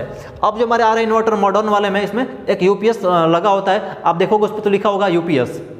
तो यही काम होता है यूपीएस का। यूपीएस क्या करता है कि आज वाले इन्वर्टर में वो सप्लाई कब आती है कब जाती है हमें पता भी नहीं चल पाता है। क्यों? क्योंकि जैसे सप्लाई ऑफ होती है तुरंत 1 सेकेंड से कम अंतराल पर क्या करता है, सप्लाई हमें ऑन कर देता है और हमें पता नहीं चलता है कि लाइट आई है या फिर नहीं आई है। ये है अंतर है, ठीक। अब हमारा रेक्टिफायर एवं चार्जर, जो हमारा ये यूपीएस का पार्ट है, रेक्टिफायर एवं चार्जर। तो रेक्टिफायर क्या करेगा, रेक्टिफायर एक ऐसा सर्किट है जो एसी को डीसी में कन्वर्ट करता है। अब एसी को हमने डीसी में क्यों कन्वर्ट किया, क्योंकि हमें बैटरी को चार्ज करनी थी। बैटरी को चार्ज क्यों करनी थी, कि हमें सप्लाई बाद में वापस भेजनी है कंप्यूटर में, अगर सप्लाई हमारा ऑफ हो जाए तो। यही काम है हमारा। जो रेक्टिफायर है एक ऐसा सर्किट है जो क्या करेगा, जिसका कार्य एसी को यानी कि प्रत्यावर्ती धारा को क्या करेगा, डीसी में बदल देगा, डीसी में बदल देगा। जब डीसी में बदल गया उसके उसी ब्लॉक में हमारा एक चार्जर भी लगा हुआ है। अब चार्जर क्या करेगा, चार्जर इस डीसी को एक्सेप्ट करेगा और क्या करेगा, बैटरी को चार्ज करने का काम करेगा। ठीक है, प्रयुक्त करना है। इस ब्लॉक के 2 मुख्य कार्य हैं, पहला एसी को डीसी में बदलना और इन्वर्टर को सप्लाई देना। ठीक है, अब बात करेंगे चार्जर का। तो चार्जर क्या करेगा, हमारा जो चार्जर है क्या करेगा, वो बैटरी को सप्लाई देगा। जो चार्जर क्या काम किया, बैटरी को चार्ज करना और वोल्टेज उपलब्ध कराना, ये हमारा काम है। चार्जर और रेक्टिफायर दोनों का जो एक ही ब्लॉक में डायग्राम आपने देखा था बना हुआ था, यही है। अब बात करेंगे बैटरी की। तो बैटरी क्या करेगा, बैटरी हमारी चार्ज होगी जब तक सप्लाई आती रहेगी, लेकिन सप्लाई जैसे ही ऑफ होगी, जैसे सप्लाई हमारी बंद हो जाएगी, तो बैटरी क्या करेगा, बैटरी वापस सप्लाई देने का काम करेगा। किसको, कंप्यूटर को वापस सप्लाई देने का काम करेगा। तो वही बात है कि अबाधित यानी कि अनइंटरप्टेड पावर सप्लाई की ऊर्जा को संग्रहित करने के लिए युक्ति बैटरी कहलाती है। इसमें क्या होती है, जनरली हम 12 वोल्ट या फिर 24 वोल्ट के बैटरी का यूज़ कर लेते हैं, जो एनर्जी को स्टोर करती है चार्जिंग टाइम पे, मेन सप्लाई के टाइम पे। और सप्लाई जैसे हमारी ऑफ होती है वो क्या करेगी, उस जो एनर्जी को कंज्यूम कर रखी है वो तुरंत हमें सप्लाई में इनपुट में भेज देगी। ये काम होता है हमारे बैटरी का। अब बात करेंगे इन्वर्टर का। तो इन्वर्टर का क्या काम है, इन्वर्टर का काम होता है हमारा डीसी को एसी में कन्वर्ट करना। क्योंकि हम कंप्यूटर को ऑपरेट कर रहे हैं, उसके लिए हमें चाहिए एसी, जो क्या करेगा, हमें एक नियत मान का क्या करेगा, नियत मान का। इन्वर्टर का मुख्य कार्य क्या होगा, बैटरी से प्राप्त डिश धारा यानी कि डीसी को, जो बैटरी से हमें डीसी मिल रही है उसको क्या करेगा, AC में कन्वर्ट करेगा, AC में बदल देगा, और AC में बदलने के बाद क्या करेगा, उसको पास करेगा किस पे, ये स्टैटिक स्विच पे पास करेगा। अब ये स्विच क्या करेगा, यह स्विच हमारे उस वोल्टेज को लिमिट करेगा, यानी कि एक फिक्स वोल्टेज हमें क्या करेगा, आउटपुट में प्रदान करेगा। तो यही कह रहा है कि स्टैटिक स्विच संपर्क रहित स्विच होता है, जबकि दो सिलिकॉन कंट्रोल रेक्टिफायर यानी कि SCR, दो SCR मिला के हम इस स्विच को बनाते हैं, ठीक है। और यह रिवर्स समांतर अवस्था में करके बनाया जाता है। ये क्या काम क्या होता है इसका, इसका एक निश्चित सप्लाई आउटपुट पे लगातार प्रोवाइड करते रहना हमारा काम होता है। अब बात करेंगे हमारा जो UPS है वो दो तरह का होता है। सर थोड़ा सा इसको नीचे कीजिएगा, एक मिनट, हाँ थोड़ा सा, बस। अब हम बात करें आपके जो UPS होते हैं वो जनरली दो तरह के होते हैं, एक होता है ऑनलाइन और एक होता है ऑफलाइन। तो हम लिख लेते हैं, हमारा एक होता है ऑनलाइन UPS, ठीक है। ऑनलाइन UPS को हम एक और नाम से जानते हैं, वो होता है हमारा इन्वर्टर UPS।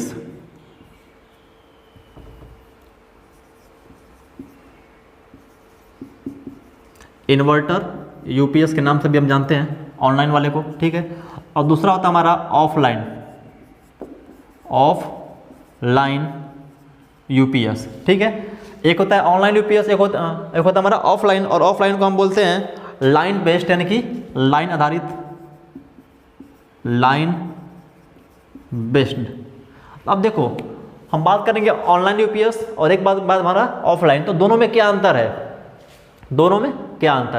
देखिए जो हमारा ऑनलाइन UPS है, ऑनलाइन UPS कहने का मतलब क्या होगा कि इस UPS में हम क्या करेंगे कि जो हमारी मेन सप्लाई है उसको जोड़ेंगे हम किससे, बैटरी से, किससे जोड़ेंगे, सॉरी इन्वर्टर से, उसको जोड़ेंगे हम बैटरी से, यानी कि वो बैटरी को चार्ज करेगा एक रेक्टिफायर के माध्यम से। उसके बाद हम उसको जोड़ेंगे किससे, एक इन्वर्टर से। अब इन्वर्टर को जोड़ेंगे किससे, हम लोड से। अब इसमें क्या होगा कि पहले हमारा जो मेन सप्लाई आएगा वो बैटरी को चार्ज करेगा, बैटरी चार्ज होगी, और फिर हमारा बैटरी चार्ज होने के बाद क्या होगा, हमारा सप्लाई कहाँ जाएगा, इन्वर्टर में, और इन्वर्टर क्या करेगा, हमारा एक क्या करेगा, सप्लाई देगा किसको, UPS को। इस प्रकार का डायग्राम बना सकते हो आप, देखना मैं यहाँ पर बना दे रहा हूँ।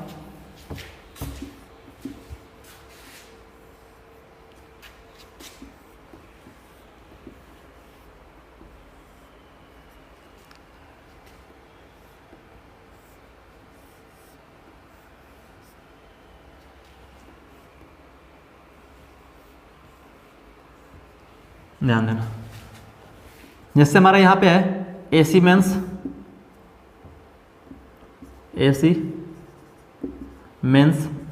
50 हर्ट्ज, हमने सप्लाई क्या दिया, AC दिया, ठीक। अब यहाँ पे आप लगा देंगे, एक रेक्टिफायर और एक क्या लगा देंगे, चार्जर प्लस चार्जर। अब क्या करेगा, ये जो AC होगा हम देंगे इसमें, ये AC को DC में क्या करेगा, कन्वर्ट करेगा, प्लस अभी जो हमारा चार्जर होगा, इस चार्जर के मदद से क्या करेगा, ये हमारी एक बैटरी है, बैटरी को क्या करेगा, बैटरी को चार्ज करने का काम करेगा, ठीक। अब इसके बाद जो यहाँ जो DC मिलेगी इस पॉइंट फिर आगे बढ़ेगी, तो इसमें क्या होगा, यहाँ पे हमारा लगा होगा इन्वर्टर, और यहाँ पे हमारा होता है लोड। तो इसमें क्या होता है कि इसमें ध्यान देना, इसमें हमारी जो सप्लाई होती है, हम बात कर रहे हैं किसके लिए, हम बात कर रहे हैं ऑनलाइन UPS की बात कर रहे हैं। तो ऑनलाइन को हम क्या बोलते हैं, इन्वर्टर UPS पे कहते हैं। क्यों कहते हैं, हमने क्या किया, मेन सप्लाई दिया किसको, पहले रेक्टिफायर को या चार्जर को, रेक्टिफायर इसको क्या किया, AC को DC में कन्वर्ट किया, उसके बाद उस DC को चार्जर ने लिया, और चार्जर क्या करेगा, चार्जर इस बैटरी को चार्ज करेगा। अब हमारी जो मेन सप्लाई क्या होगी, मेन सप्लाई जब तक हमारी चलती रहेगी, AC को DC में हमारा रेक्टिफायर बदलता रहेगा और चार्जर बैटरी को चार्ज करता रहेगा। इतना तो समझ है, आ गया। अब क्या करेगा, जो बैटरी है, बैटरी क्या करेगा, बैटरी जो एनर्जी को स्टोर करेगा वो बार बार क्या करेगा, वो बार बार इस इन्वर्टर को देता रहेगा, और क्या होगा, हमारा इन्वर्टर इस लोड को सप्लाई देता रहेगा। ये हमारा काम है ऑनलाइन का। इसमें क्या होगा कि अगर सप्लाई आपका अगर ऑफ हो जाए, तब भी आपका क्या होगा, आपका जो लोड हमेशा ऑन रहेगा। क्यों, क्योंकि बैटरी जब तक चार्ज रहेगी, बैटरी आपकी जब तक चार्ज रहेगी तब तक क्या होगा, इसको सप्लाई देती रहेगी। क्लियर है, यहाँ ध्यान देना। हमने मान लो AC क्या किया, AC मेन सप्लाई हमारी ऑफ हो गई, हमने इसको ऑफ कर दिया। अब क्या होगा भाई, इसको तो अब मिल नहीं रहा है, लेकिन जितने देर तक जितने बैटरी हमारी एनर्जी कंज्यूम कर रखी है वो तो लगातार भेजती रहेगी भाई। हमारा इन्वर्टर इस डीसी को एसी में कन्वर्ट करता रहेगा और हमें आउटपुट पे लोड को देता रहेगा। ये हमारा क्या है, ऑनलाइन। इसमें क्या होगा कि लाइट आए जाए कोई फर्क नहीं पड़ेगा, हमारे लोड पे कोई फर्क नहीं पड़ेगा, इसलिए इसको बोलते हैं हम क्या, ऑनलाइन यूपीएस यानी कि इन्वर्टर यूपीएस। अब बात करेंगे हम किसके लिए, ऑफलाइन या लाइन बेस्ड यूपीएस की बात करेंगे। इसका देख लेते हैं ब्लॉक डायग्राम।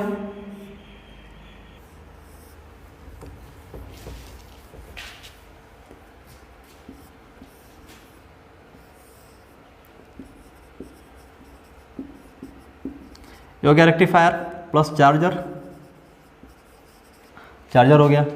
इसके बाद ये हमारा हो गया, ये हमारा हो गया इन्वर्टर, इन्वर्टर। हमने यहाँ एक लगा दिया बैटरी, हमने यहाँ एक बैटरी लगा दिया, बैटरी। इसके बाद हमने एक लगा दिया लोड, लोड के तौर पे आपका कूलर, फ्रिज, फैन कुछ भी हो सकता है, कंप्यूटर कुछ भी हो सकता है, ठीक है।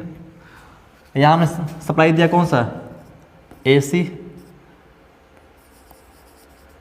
मेन 50 हर्ट्ज, और हमने यहाँ से एक और लिया और किसको दिया, डायरेक्ट लोड को दे दिया।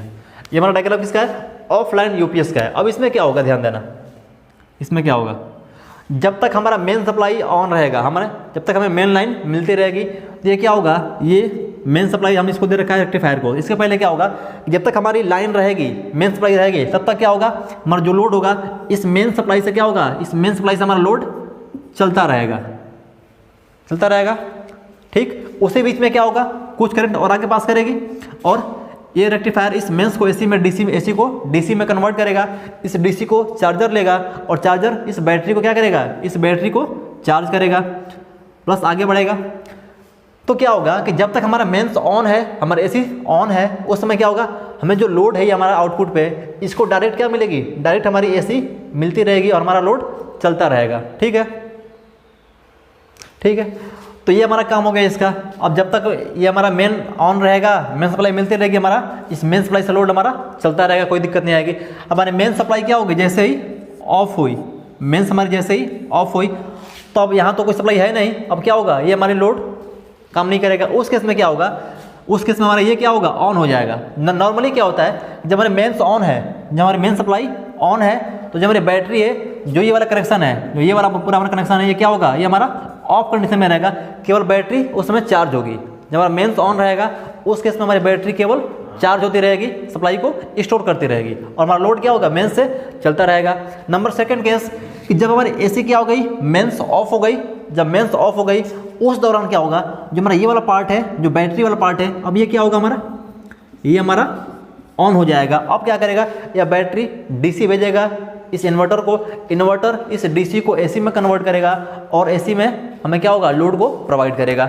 ये हमारा क्या हो गया, क्योंकि अक्सर ये क्या होता है कि नॉर्मल अवस्था में, हमारा नॉर्मल अवस्था में सामान्य की बात करें अगर, तो ये हमारा क्या होता है, ऑफ कंडीशन में होता है। क्या होता है, ऑफ कंडीशन में। क्यों, क्योंकि जब तक हमारी मेंस रहेगी, ये हमारा काम नहीं करेगा, बस बैटरी को क्या करेगा, चार्ज करेगा, और बैटरी हमारी एनर्जी को स्टोर करेगी, और लोड मेंस से चलता रहेगा, इसलिए हम इसे बोलते हैं ऑफलाइन। इसलिए इसको क्या बोलते हैं हम, ऑफलाइन या लाइन बेस कहते हैं। जो पहला हमारा क्या है, पहला हम क्या बोलते हैं, पहला को हम ऑनलाइन कह रहे हैं। ऑनलाइन क्यों कह रहे हैं, क्योंकि इसमें क्या हो रही है, बैटरी क्या हो रही है, हमेशा चार्ज हो रही है और इसको आउटपुट सप्लाई दे रही है।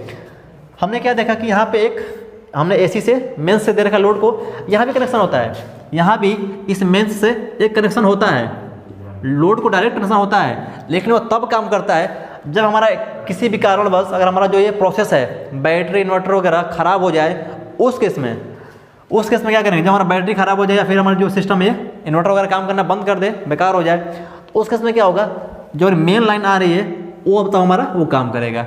इसलिए इसको क्या बोलते हैं, इसको हम बोलते हैं ऑनलाइन, क्योंकि हमारा नॉर्मल अवस्था में क्या होती है, ये हमारी जो लाइन ये हमारी ऑफ रहती है, ये रहती है, ऑन रहती है, ये नीचे वाला, ठीक है। ये नीचे वाला हमारा क्या रहता है, नीचे वाला ऑफ रहता है, और ये जो ऊपर वाली है हमारी ऑफ रहती है। ये अंतर है दोनों में, ऊपर वाली ऑफ रहती है और नीचे वाली हमेशा ऑन रहती है, इस चीज़ को बोलते हैं हम ऑनलाइन। तो ये दो फर्क है। तो ऑनलाइन में मतलब ये हुआ कि लाइट आए जाए कोई फर्क नहीं पड़ेगा, ये क्या होगा, हमेशा बैटरी को चार्ज करेगा, बैटरी को चार्ज करने के बाद क्या होगा, हमें आउटपुट इन्वर्टर के माध्यम से देता रहेगा। ऑफलाइन में क्या है कि हमारा जो ऑफलाइन है ये एसी जब ऑन रहेगा तो हमें लोड हमारा मेन से चलता रहेगा, एसी हमारी जैसी ऑफ होगी उसके समय क्या होगा हमारा, इससे हमारा ऑपरेट होगा, यानी बैटरी के माध्यम से हमें लोड पे आउट मिलेगा। ये हमारा ऑफलाइन कहलाएगा। ठीक है,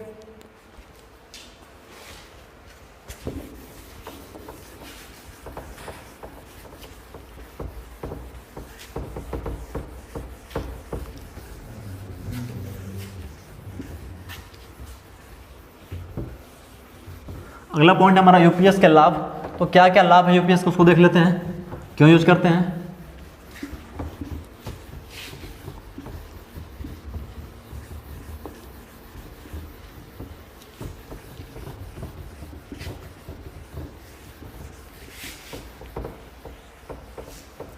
तो फर्स्ट पॉइंट कह रहा है कि इसके द्वारा पावर सप्लाई को लगातार बनाए रखा जाता है। तो बात सही है भाई, क्योंकि इसलिए इसका नाम क्या है, इसका नाम है यूपीएस, यानी कि अनइंटरप्टेड पावर सप्लाई, यानी कि अबाधित पावर सप्लाई। यानी क्या होगा, ये लगातार पावर सप्लाई हमें देता रहेगा, लाइट आए ना आए या बीच में आती जाती रहे, तब भी क्या होगा हमारा, ये लगातार सप्लाई हमें देता रहेगा, इसलिए इसका नाम पड़ गया अनइंटरप्टेड। नंबर सेकेंड, यह मुख्य विद्युत सप्लाई वोल्टेज में उतार चढ़ाव यानी कि फ्लक्चुएशन, जैसे कभी 210 वोल्ट, कभी 240 वोल्ट, कभी 220 वोल्ट, मतलब क्या होगा, इसका जो वोल्टेज है हमेशा क्या हो, वेरी होता रहे, चेंज होता रहे, उसको बोलेंगे हम ये फ्लक्चुएशन बोलते हैं, यानी कि उतार चढ़ाव, इंग्लिश में कहते हैं फ्लक्चुएशन। तो उस केस में भी क्या होगा, उस केस में भी हमारा जो कंप्यूटर ऑफ हो जाएगा, उसको लगातार ऑन करने के लिए, ऑपरेट करने के लिए हम यूपीएस का प्रयोग करते हैं। यह क्या करता है, यह 1 मिलीसेकंड में हमें क्या करता है, सिग्नल भेजता है कंप्यूटर को, हमारा कंप्यूटर ऑपरेट रहता है, ऑन रहता है। थर्ड बात, यह लोड एवं मुख्य विद्युत सप्लाई लाइन के मध्य पृथक्कृत यानी कि आइसोलेशन प्रदान करता है। क्या कह रहा है, लोड एवं मेन सप्लाई के मध्य, यानी कि आपका जो लोड है कंप्यूटर और मेन सप्लाई जो आप एसी इनपुट में दे रहे हो, उनके बीच क्या करता है, ये आइसोलेशन का काम करता है। कैसे, जैसे अगर सप्लाई अगर आपकी ऑफ हो गई तो उस बीच में हमारा ये सप्लाई देता रहेगा, जब सप्लाई आपकी ऑन हो जाएगी तब यह सप्लाई उसको नहीं देगा, ये काम हमारा करता है। नंबर फोर्थ, यह स्थिर वोल्टेज एवं आवृत्ति प्रदान करता है। जैसा ही बताया था मैं कि हमें कंप्यूटर को चाहिए कितना, कंप्यूटर का हमें चाहिए 220 वोल्ट, तो यहाँ भाई मिल रहा है 220, यहाँ पे 220, कोई दिक्कत नहीं है। अगर यहाँ 210 आ गया, फिर यहाँ 210, यहाँ 200 मान लो 15 आ गया, तो कंप्यूटर क्या होता है कि अगर उसको 220 वोल्ट पे चलना है तो 220 पे ही चलेगा। अगर इसको 210 या 215 मिल गया तो क्या होगा, यह ऑफ हो जाएगा। तो उस केस में हम क्या करते हैं, हम यूपीएस का यूज करते हैं। यूपीएस क्या होगा कि जैसे ही 220 से वोल्टेज 210 होगा, तुरंत क्या होगा, हमें यूपीएस ऑन हो जाएगा, उसको सप्लाई भेज देगा कंप्यूटर को, और कंप्यूटर हमारा प्रॉपर चलता रहेगा। तो यही बात है कि स्थिर वोल्टेज एवं आवृत्ति प्रदान करता है। क्लियर है। अब हम बात करेंगे एसएमपीएस यानी कि switch mode power supply. Switch mode power supply, तो इसको इसका फुल फॉर्म पहले याद कर लेना कि एसएमपीएस का फुल फॉर्म क्या होता है। फुल फॉर्म भी पूछा जाता है यूपीएस का और एसएमपीएस का। तो एसएमपीएस मतलब स्विच मोड पावर सप्लाई, इसको शॉर्ट फॉर्म में हम एसएमपीएस कहते हैं। तो एसएमपीएस क्या करता है, एसएमपीएस का काम होता है कि उच्च या एसी वोल्टेज को क्या करे, एसी वोल्टेज को डीसी में कन्वर्ट करे और कई छोटे छोटे भागों में डिवाइड कर दे। यानी कि यह इनपुट एक लेता है और कई सारे मल्टीपल यानी कि आउटपुट देता है, वो भी किस रूप में, डीसी रूप में। यह काम करता है हमारा एसएमपीएस। तो कोई पूछे कि एसएमपीएस का काम क्या होता है, तो एसएमपीएस का काम होता है कि इनपुट में एसी लेना और आउटपुट में कई सारे रेंज की या कई सारे आउटपुट देना, मल्टी आउटपुट देना। जैसे आप क्या करेगा, ये एसी को डीसी में कन्वर्ट करेगा, उस डीसी को कई सारे छोटे छोटे में भागों में डिवाइड करेगा। क्यों करेगा, जैसे आप कंप्यूटर ऑपरेट कर रहे हो, तो कंप्यूटर को चलाने के लिए उसमें कई सारे डिवाइसेस लगी होती है, कई सारे उपकरण लगे होते हैं। तो सबकी जो वोल्टेज रेटिंग है, सबको अलग अलग वोल्टेज चाहिए होता है। जैसे आपका मान लो मदरबोर्ड है, आपका कीबोर्ड है, इसके बाद आपका माउस है, तो सबके लिए अलग अलग वोल्टेज चाहिए। तो क्या करेगा, ये छोटे छोटे वोल्टेज में डिवाइड करेगा और जिसको जितने वोल्टेज चाहिए उतने वोल्टेज उसको प्रोवाइड करता है। ये काम हमारा एसएमपीएस का होता है। तो देख लेना कि कंप्यूटर आदि में एसएमपीएस बहुत प्रयोग किया जाता है। क्या काम करता है कि यूपीएस से प्राप्त एसी जो कितनी होती है, लगभग 230 वोल्ट की होती है, को विभिन्न मानों की, यूपीएस से जो एसी मिलेगी उसको विभिन्न मानों की नियमित डीसी यानी कि डीसी में परिवर्तित करता है। वो हमारा क्या कहलाता है, एसएमपीएस कहलाता है। यानी जो क्या करेगा, यूपीएस से एसी को लेगा और उस एसी को डीसी में कन्वर्ट करेगा, फिर डीसी में कन्वर्ट करने के बाद उसको कई सारे छोटे छोटे पार्ट में डिवाइड कर देगा। जैसे आपका 2 वोल्ट हो गया, 3 वोल्ट, 5 वोल्ट, 6 वोल्ट, 9 वोल्ट, 12, 15, 18, 20, 24, ठीक है। जैसी आवश्यकता होगी उस आवश्यकता के अनुसार क्या करेगा, इस वोल्टेज को कई सारे टुकड़ों में डिवाइड कर देगा। क्यों करेगा, जैसे कंप्यूटर का आपको मदरबोर्ड के लिए कुछ अलग वोल्टेज चाहिए, जो आपका हार्ड डिस्क लगा हो कंप्यूटर में उसके लिए अलग वोल्टेज चाहिए, आपका जो सीडी है कम्पैक्ट डिस्क ड्राइव इसका अलग वोल्टेज रेटिंग है। तो सबको क्या है, सबको अलग अलग वोल्टेज चाहिए, सबकी जो वोल्टेज रेटिंग है वो अलग अलग है। किसी को 10 वोल्ट चाहिए, किसी को 5 वोल्ट, किसी को 6 वोल्ट चाहिए, तो सबको अलग अलग वोल्टेज प्रोवाइड करता है हमारा एसएमपीएस। तो यहाँ से क्वेश्चन क्या बनता है, क्वेश्चन ये बनता है कि एसएमपीएस क्या करता है। तो एसएमपीएस उच्च वोल्टेज एसी को डीसी में कन्वर्ट करता है और डीसी को कई सारे छोटे छोटे पार्ट में डिवाइड करता है। ये काम हमारा एसएमपीएस का होता है, ठीक है।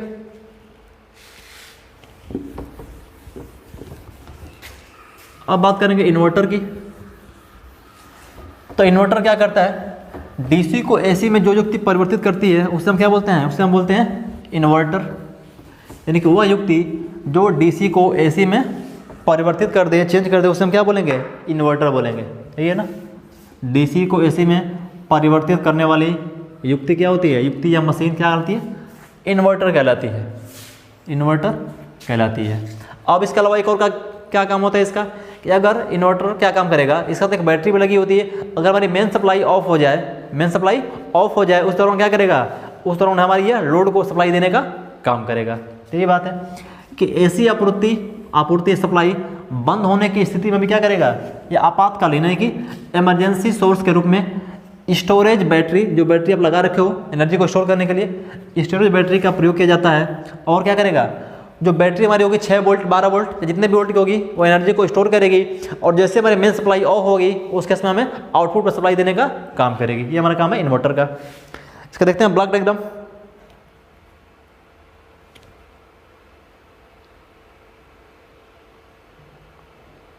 ठीक,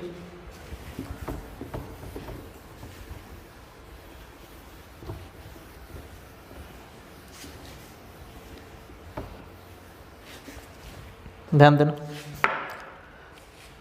ये हमारा इनपुट डीसी पावर, यानी कि हम जो बैटरी लगा रखे हैं, जनरली क्या होता है कि हमारा जो मेंस ऑन रहेगा तो हमारे सारे लोड चलते रहेंगे, कोई दिक्कत नहीं है। लेकिन अगर मेंस क्या हो जाए, हमारा मेंस ऑफ हो जाए, मेन सप्लाई ऑफ हो जाए, तो उस दौरान क्या होगा, हमारी जो बैटरी जो चार्ज हुई है, जो एनर्जी को स्टोर की है, वो क्या करेगी, वो जो एनर्जी स्टोर है वो जाएगी किस पे, वो जाएगी किस पे, कन्वर्टर पे। तो ये क्या करेगा, जो हमारा रेक्टिफायर है यानी जो दिष्टकारी है, ये डीसी को क्या करेगा, आगे भेजेगा, वो कहाँ जाएगी, डीसी से एसी कन्वर्टर पे। यानी वो क्या करेगा, जो डीसी को एसी में कन्वर्ट करेगा उसे क्या बोलेंगे हम, कन्वर्टर बोल सकते हो, या फिर आप उसे इन्वर्टर बोल सकते हो। अब ये क्या करेगा, यह क्या करेगा कि जो हमारा कन्वर्टर है, हमने डीसी को एसी में तो कन्वर्ट कर लिया, लेकिन अब हमें कितने रेंज की, कितने वोल्ट चाहिए या कितनी फ्रिक्वेंसी की चाहिए, उसको क्या करेगा, उसको ये एम्पलीफाई करेगा, उसको यह एम्पलीफाई करने का काम करेगा। इसका नाम पड़ गया एम्पलीफायर ट्रांसफार्मर परिपथ। फिर हमें क्या देगा, फिर हमें आउटपुट में एसी देगा। तो फिर समझना है इसको, हमें जो बैटरी चार्ज कर रखा है वो बैटरी में सप्लाई देगी, उस सप्लाई को हमने किसको भेजा, एक कन्वर्टर को, जिसको आप बोल सकते हो इन्वर्टर। वो क्या करेगा, इस डीसी को एसी में कन्वर्ट करेगा, उसके बाद भेजेगा एक एम्पलीफायर को। एम्पलीफायर क्या करेगा कि उस वोल्टेज को एम्पलीफाई करेगा, प्रवर्धित करेगा, और एसी में बात क्या करेगा, उसको भेजेगा मैं आउटपुट पे। अब यहाँ पे आप देखोगे एक लगा हुआ है कंट्रोल सर्किट, और यहाँ से एक फीडबैक दिया गया है। ये क्या करेगा कंट्रोल सर्किट, अगर यहाँ पे सपोज दैट हमें चाहिए 220 वोल्ट, हमें चाहिए 220 वोल्ट, लेकिन हमें मिला कितना, हमें मिला 210 वोल्ट, हमें चाहिए 220 वोल्ट, लेकिन मिला हमें 210 वोल्ट, कम मिला। तो क्या करेगा, यह जो फीडबैक है यहाँ आएगा, इसको कंट्रोल सर्किट को एक सिग्नल देगा, और कंट्रोल सर्किट क्या करेगा, एक सिग्नल भेजेगा किसको, इस एम्पलीफायर को, और कहेगा भाई वोल्टेज को इंप्रूव करो, 210 गया है, इस पर 220 जाना चाहिए। ये काम होता है इस कंट्रोल सर्किट का, और इस प्रकार हमारा जो इन्वर्टर वर्क करता है। और घरों में आजकल यही इन्वर्टर प्रयोग किया गया है, ठीक है, जिसमें यूपीएस लगा होता है और तुरंत क्या करती है, सप्लाई को ऑन कर देती है। अब बात करेंगे इन्वर्टर का उपयोग कहाँ होता है इन्वर्टर का। तो पहला कैसे कह रहा है कि बैटरी को हाई रेट पर, अच्छा सावधानियां क्या क्या ना, सावधानी क्या क्या इसकी देखना हमें। तो कह रहे हैं कि बैटरी को हाई रेट पर डिस्चार्ज नहीं करना चाहिए। तो आप जब पढ़ रहे हो कि बैटरी वाला जो चैप्टर, तो उसमें बताया गया होगा कि बैटरी को ना तो अधिक दर पर डिस्चार्ज और ना तो अधिक दर पे चार्ज करना चाहिए। तो ये कह रहा है कि हाई रेट पे ना तो डिस्चार्ज और ना ही चार्ज करना चाहिए। तो क्या होगा, जो उसका प्लेट है ना, बैटरी के जो प्लेट लगे होते हैं पॉजिटिव और नेगेटिव, वो क्या होंगे, वो तुरंत मुड़ जाएंगे, बेंड हो जाएंगे, इसलिए इसको हम हाई रेट पे डिस्चार्ज या चार्ज नहीं करते हैं। नंबर सेकंड, इन्वर्टरों को पावर सप्लाई सीधे ही सॉकेट के द्वारा देना चाहिए, अन्यथा इनपुट बंद हो जाए तो इसके लिए सॉकेट एमसीबी से जुड़ा होना चाहिए। यानी ये कह रहा है कि जो इन्वर्टर है उसको सप्लाई सीधे मेंस के सॉकेट से देना चाहिए, ठीक है ना। क्या होगा कि इसमें हमारी बैटरी क्या होगी, चार्ज होती रहेगी, और तो इसके लिए एक सॉकेट एमसीबी से जुड़ा होना चाहिए। अगर आपका बहुत ज़्यादा लोड चेंज हो रहा है उस केस में क्या होगा, आपका लोड बहुत ज़्यादा बढ़ रहा है, घट रहा है, उस केस में हम एमसीबी लगा रखेंगे तो क्या होगा, उसको तुरंत ट्रिप कर देगा मेन सप्लाई को, और हमारा इन्वर्टर क्या रहेगा, सेफ रहेगा, जल्दी से बचा देगा। इसके बाद इसके इनपुट व आउटपुट पर फ्यूज का उचित क्षमता का प्रयोग करना चाहिए। यानी कि जो हम फ्यूज लगा रहे हैं इसके सेफ्टी के लिए वो उचित रेंज का होना चाहिए। उचित रेंज कहने का मतलब यह कि अगर करंट 10 एम्पियर चाहिए, हमें करंट 10 एम्पियर चाहिए, ठीक है, तो हम जो फ्यूज लगाएंगे अपने डिवाइस को सेफ्टी करने के लिए, सुरक्षा प्रदान करने के लिए क्या करेंगे, जो फ्यूज होगी वो भी हमारी क्या होगी, वो भी हमारी 10 एम्पियर रेटिंग की होगी, ठीक है। अगर मान लें आपने लगा दिया फ्यूज कितने की, अगर आपने फ्यूज लगा दिया 20 एम्पियर रेटिंग की, और हमारे जितने भी डिवाइस लगे हुए हैं सारे के सारे 10 एम्पियर पर काम करने के लिए लगे हुए हैं, अब सप्लाई क्या होगा कि अगर सप्लाई अगर मान लो कि 10 की जगह 15 भी मिल रहा है, तब भी क्या होगा, हमारा ये फ्यूज पिघलेगा नहीं, सर्किट को ब्रेक नहीं करेगा, और सप्लाई कहाँ चली जाएगी, हमारी लोड पे, उपकरण पे आ जाएगी, और जब हमारा उपकरण क्या होगा, वो जल जाएगा। क्यों? क्योंकि जब हमारे जितने भी इंस्ट्रूमेंट है, आपका लाइट, फैन हो गया, फ्रिज हो गया, कूलर हो गया, टीवी हो गया, उसके लिए 10 एम्पियर चाहिए ऑपरेट होने के लिए, अगर मिलेगा उसको 15 एम्पियर तो क्या होगा, वो जल जाएगा ना। तो उस चीज़ को देखते हुए हम फ्यूज यूज करते हैं, और फ्यूज उतनी ही रेटिंग यूज करते हैं कि जितनी रेटिंग की हमें आवश्यकता होती है। तो हमें फ्यूज लगाना होगा 10 एम्पियर की, ना कि 20 एम्पियर की। 20 एम्पियर लगाएंगे तो क्या होगा, ये 20 एम्पियर तक करंट पास करेगा, और तब तक हमारा मोटर क्या होगा, और जितने भी मशीनें हमारी जल जाएंगी। ये बात कह रहा है। नंबर 4, इसे खुले हवादार स्थान पर रखना चाहिए। इसको हवादार स्थान पर रखने का क्या होगा कि जो हम जब इसको चार्जिंग करेंगे या जब इसमें मेन सप्लाई आती जाती रहेगी तो इसमें क्या होगा, हीट प्रोड्यूस होगा। उससे क्या होगा, जब हवादार जगह पर रखेंगे तो हीट कम प्रोड्यूस होगा या कम हीट होगा। अगला है कि बैटरी के इलेक्ट्रोलाइट स्तर हमेशा चेक करते रहना चाहिए। तो जो बैटरी में आप इलेक्ट्रोलाइट भरते हो ना, H2SO4 और पानी का मिश्रण, उससे बोलते हैं इलेक्ट्रोलाइट, उसका लेवल हमेशा चेक करते रहना चाहिए। अगर पानी का लेवल घट जाए तो उसमें बैटरी की पानी डालनी चाहिए, ताकि लेवल क्या हो, लेवल आपका हमेशा मेंटेन रहे। तो जो आपके अंदर प्लेट लगी है बैटरी की, वो प्लेटें क्या हो, वो सूखने ना पाए, हमेशा वो गिली रहनी चाहिए, और लगातार उसका चार्जिंग होता रहेगा। बैटरी का अपेक्षित घनत्व समय समय पर जांच करते रहना चाहिए। अपेक्षित घनत्व इसका हमेशा टेस्ट करते रहना चाहिए। जब बात करें अगर चार्ज अवस्था में, तो यह होती है 1.25 से 1.28 तक होती है बैटरी की। हम बात करें चार्ज अवस्था में, तो जो उसका इलेक्ट्रोलाइट का अपेक्षित घनत्व होता है वो कितना होता है, 1.25 से 1.28 तक होता है। अगर बात करें हम डिस्चार्ज अवस्था में तो होता है 1.18 तक होता है यह डिस्चार्ज अवस्था में। तो हमेशा चेक करते रहना है कि हमारे बैटरी का जो इलेक्ट्रोलाइट है वो सही है कि नहीं है। अगर नहीं है तो उसको बार हम क्या करेंगे, फिर उसको चेंज करेंगे, ठीक है। अब हमारा है अगला पॉइंट, इमरजेंसी लाइट। तो नाम से क्लियर है, इमरजेंसी लाइट मतलब क्या, ऐसी लाइट जो आपातकालीन स्थिति में क्या करे, हमें प्रकाश दे, उसे बोलेंगे हम इमरजेंसी लाइट, ठीक है। यानी कि जैसे आपको मेन सप्लाई चल रही है, मेन सप्लाई अगर ऑफ हो जाए तो उस केस में ऐसी कोई लाइट रहे जो क्या करे, हमें तुरंत सप्लाई दे दे, उसे क्या बोलेंगे हम, इमरजेंसी, यानी कि आपातकाल में जो लाइट देगी उसे हम इमरजेंसी लाइट कहते हैं। इसका हम देखते हैं डायग्राम, यहाँ समझेंगे, ठीक है। ये हमारी क्या है, सप्लाई एसी है, मेंस है। इसके बाद हमने लगा रखा है स्टेप डाउन ट्रांसफार्मर एवं रेक्टिफायर। एक ट्रांसफार्मर और रेक्टिफायर। ट्रांसफार्मर क्या करेगा, हमने जो एसी दे रखा है, सपोज दैट एसी हमारा मान लो 240 वोल्ट का है, ठीक है, और 50 हर्ट्ज का है। तो जो हमारा स्टेप डाउन ट्रांसफार्मर क्या करेगा, स्टेप डाउन वोल्टेज को कम करेगा। कितने तक, मान लो यहाँ से 210 तक कर दिया, स्टेप डाउन कम करेगा। कम करने बाद क्या करेगा, इसको क्या करेगा, इस एसी को डीसी में कन्वर्ट करेगा। पहला काम होगा इस ट्रांसफार्मर का जो वोल्टेज को स्टेप डाउन कम करेगा। उसके बाद काम करेगा रेक्टिफायर। रेक्टिफायर क्या करेगा, इस 210 वोल्ट एसी को क्या करेगा, डीसी में कन्वर्ट करेगा। इसके बाद क्या करेगा, फिर हमारा इस जो नॉर्मली ओपन होता है इसको क्या करेंगे हम, जब ऑन कर देंगे तो क्या होगा, हमारे बैटरी को ये चार्ज करेगा, ठीक है। ठीक है। तो यहाँ पे दे रखा है NO, ये NO नहीं होगा, यहाँ पे होगा NC होगा। NC कहने का मतलब क्या होगा, नॉर्मली क्लोज। क्या होगा, यह नॉर्मली क्लोज होगा। यानी कि पहले क्या काम करेगा, ध्यान देना यहाँ पे, हमने इनपुट दिया 240 वोल्ट 50 हर्ट्ज की AC। अब ये क्या करेगा, हमारा जो ट्रांसफार्मर है स्टेप डाउन या वोल्टेज को क्या करेगा, वोल्टेज को घटाएगा, स्टेप डाउन करेगा कहाँ तक, 210 वोल्ट तक स्टेप डाउन करेगा। इसके बाद हमारा रेक्टिफायर क्या करेगा, रेक्टिफायर इस AC को DC में कन्वर्ट करेगा। तो जब हमारा DC बनेगा वो क्या बनेगा, जो हमारा जो DC मिलेगा वो होगा हमारा 12 वोल्ट या फिर 24 वोल्ट, क्योंकि जो हमारी बैटरी लगी होती है वो क्या होगी, वो 12 वोल्ट की होगी या फिर 24 वोल्ट की होगी। तो हम क्या करेंगे, AC देंगे। इसके बाद हमारा जो ट्रांसफार्मर वोल्टेज को स्टेप डाउन करेगा, तो वोल्टेज कम कर दिया। अब रेक्टिफायर इस वोल्टेज को क्या करेगा, इस AC को DC में कन्वर्ट करेगा। वो कितने का, 12 से 40 14 या 24 वोल्ट में क्या करेगा, कन्वर्ट करेगा। इसके बाद जब करंट आगे बढ़ेगी, वोल्टेज आगे बढ़ेगा, तो ये जो हमारा स्विच होता है नॉर्मली क्या होता है, क्लोज। NC का मतलब क्या होता है, लिख लेना, नॉर्मली क्लोज्ड होता है हमारा। NC नॉर्मली क्लोज्ड या बंद होता है। उस केस में क्या होगा, हमारी जो करंट आगे बढ़ेगी, क्योंकि हम DC करंट पास कर रहे हैं, यहाँ पे करंट हमारी DC जा रही है रेक्टिफायर के बाद, तो ये बैटरी क्या होगी, हमारी बैटरी चार्ज होती रहेगी, हमारा चार्ज होता रहेगा। ठीक। अब उसके बाद हमने एक बैटरी का जो कनेक्शन कर रखा है किससे, लैंप से, ठीक है। और इसके बाद इस जो हमारा ये सेंसर रिले लगा हुआ है जो इसके स्विच से लगा हुआ है, और फिर यहाँ जोड़ रखा है मेंस से। तो क्या होगा, जब हमारे मेंस ऑन है, जब हमारा मेंस ऑन है तो उसमें दो काम होगा। एक काम होगा कि हमारा बैटरी को चार्ज करेगा ट्रांसफार्मर के द्वारा स्टेप डाउन, ये रेक्टिफायर DC में कन्वर्ट करेगा और ये DC बैटरी को चार्ज करेगा। पहला काम हो गया। सेकंड काम होगा किसके द्वारा, क्या होगा, इसके द्वारा हमारा जो सेंसर के माध्यम से क्या होगा, हमारा ये चलता रहेगा, हमारा लैंप जलता रहेगा।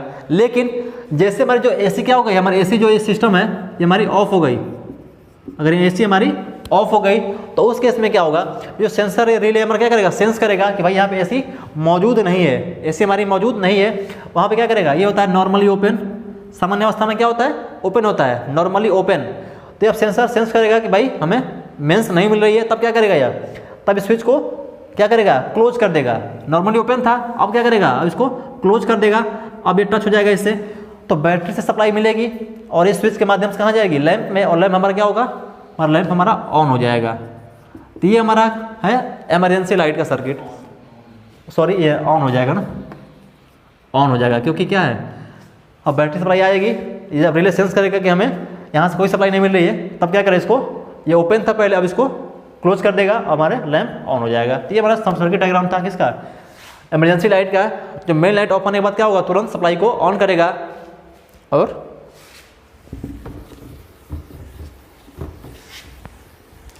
अब बात करते हैं बैटरी चार्जर का।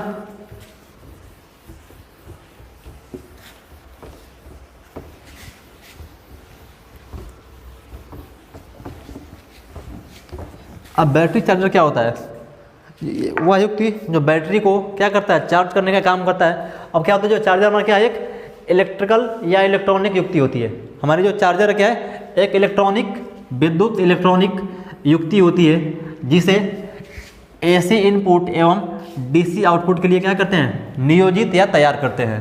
तो चार्जर क्या होता है, चार्जर में हमें डायोड लगाते हैं या फिर रेक्टिफायर लगाते हैं, जो क्या करता है, इनपुट तो लेता है AC, लेकिन हमें क्या करता है, उस AC को DC में कन्वर्ट करता है। उसके बाद सर्किट में सप्लाई आगे भेजता है, जो क्या होती है, वो DC होती है, और हमारा मोबाइल फ़ोन वगैरह को चार्ज करने का काम करता है, या बैटरी को चार्ज करने का काम करता है, जो हमारा क्या कहलाता है, हमारा चार्जर होता है। तो वही बात है। अब बैटरी चार्जर का उपयोग सेल ऊर्जा में, सेल में ऊर्जा प्रदान करने के लिए, यानी कि बैटरी को, सेल को चार्ज करने के लिए हम क्या करते हैं, चार्जर का उपयोग करते हैं। यह अभिक्रिया जो होगी केवल एक ही दिशा में होगी, क्योंकि आप जानते हो रेक्टिफायर की बात करें या फिर डायोड की बात करें तो सिर्फ और सिर्फ एक ही डायरेक्शन में काम करते हैं। ये होते हैं एक दिशीय युक्ति होते हैं। तो ये हमारा काम है चार्जर का।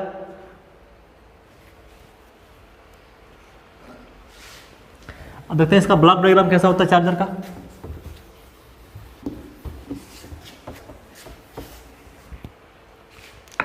ये हमारा है स्टेप डाउन ट्रांसफार्मर। हमने इनपुट AC दिया है। अब AC हो सकता है भाई 230 वोल्ट का है, 240 वोल्ट का है, 250 वोल्ट का है, कितने रेंज का है। तो स्टेप डाउन ये क्या करेगा, पहले AC वोल्टेज को स्टेप डाउन करेगा, उसको वोल्टेज को कम करेगा। इसके बाद हम क्या देंगे, सेलेक्टर स्विच को। ये क्या करेगा, ये स्विच सेलेक्ट करेगा, यानी कि हमें कितने वोल्ट को क्या करना है, कितने वोल्ट को क्या करना है, डीसी में भेजना है या डीसी बनाना है, तो क्या करेगा, स्टेप डाउन करेगा, बाद इसके बाद भेजेंगे सेलेक्टर में। हमें सपोज दैट क्या करना है, हमें चाहिए 210 वोल्ट, तो 210 वोल्ट को सेलेक्ट करेगा, या फिर चाहिए आपको कितना 220 वोल्ट, तो जितने वोल्ट चाहिए आपको उस वोल्ट को ये क्या करेगा, ये सेलेक्ट करेगा। उसके बाद क्या करेगा, उसके बाद भेजेगा किसको, रेक्टिफायर को, दृष्टकारी को। अब क्या करेगा, इस एसी को जो रेक्टिफायर है डीसी में कन्वर्ट करेगा। अब डीसी में कन्वर्ट करने के बाद किसको देगा, यह देगा धारा लिमिटिंग प्रतिरोध को, यानी कि यहाँ पे एक करंट लिमिट रजिस्टर लगा होगा, यानी कि रजिस्टर क्या करेगा, वो करंट को लिमिट करेगा। क्योंकि भाई अभी तक हम जो दे रहे हैं इसको 210 वोल्ट या 220 वोल्ट सेलेक्टर स्विच के द्वारा, रेक्टिफायर क्या करेगा, हमें 210 वोल्ट क्या करेगा, डीसी जनरेट करेगा, ठीक है। इसके बाद हमारा जो यहाँ करंट मिलेगा वो कितना मिलेगा, वो 210 क्या मिलेगा, डीसी मिलेगा। लेकिन बैटरी में क्या होती है, बैटरी में ज़्यादा करंट नहीं चाहिए होती है हमें, तो हम लगाएंगे क्या, एक धारा लिमिटिंग प्रतिरोध। वह प्रतिरोध जो धारा को क्या करे, लिमिट करे, धारा को निश्चित करे, निर्धारित करे, तो लिमिट करेगा। और जितनी आवश्यकता होगी इस बैटरी को उतनी क्या करेगी, करंट इस बैटरी को देगी, और हमारी बैटरी क्या होगी, बैटरी हमारी चार्ज होगी। तो जनरली हम क्या करते हैं, 2 से 5 एम्पियर क्या करते हैं हम बैटरी, इसी रेट में बैटरी को चार्ज करते हैं, और बैटरी क्या होगा, चार्ज होता रहेगा। तो ये सिस्टम हमारा चार्जर का।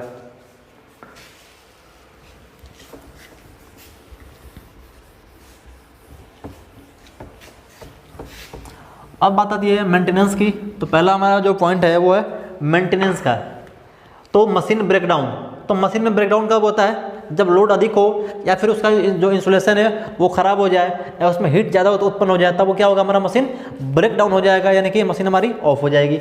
वही कह रहा है कि यदि कोई मशीन अपनी निर्धारित दक्षता, कार्य तथा जीवन काल आदि पूर्ण नहीं कर पाती है, अर्थात क्या हो गया, मशीन खराब हो जाती है, तो उसको क्या बोलेंगे, उससे हम बोलेंगे ब्रेक डाउन हो गई, हमारी मशीन ब्रेक हो गई। क्यों होती है, ओवरलोड हो जाए, या फिर जो मशीन में बाइंडिंग करके हैं बाइंडिंग जल जाए, उसका इंसुलेशन खराब हो जाए, या फिर उसमें ज़्यादा हीट या उष्मा उत्पन्न हो जाए, तब हमारा क्या होगा, मशीन ब्रेक डाउन हो जाएगा, मशीन हमारी ऑफ हो जाएगी। अब ब्रेक डाउन क्यों हो सकता है, उसका रीजन देख लेते हैं।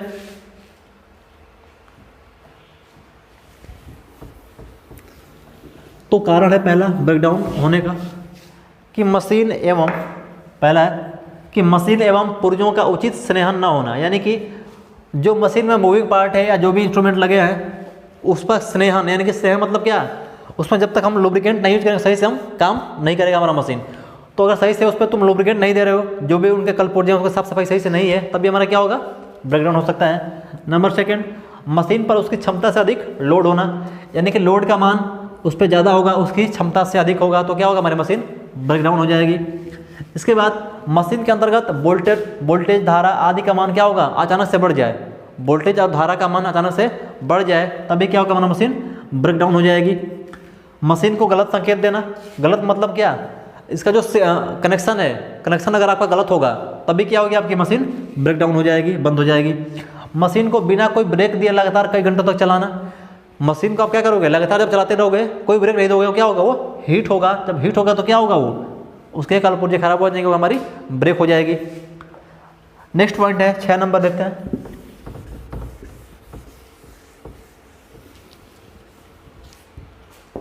सर स्लाइड ऊपर कीजिए थोड़ा सा, ऊपर सर, 6 नंबर,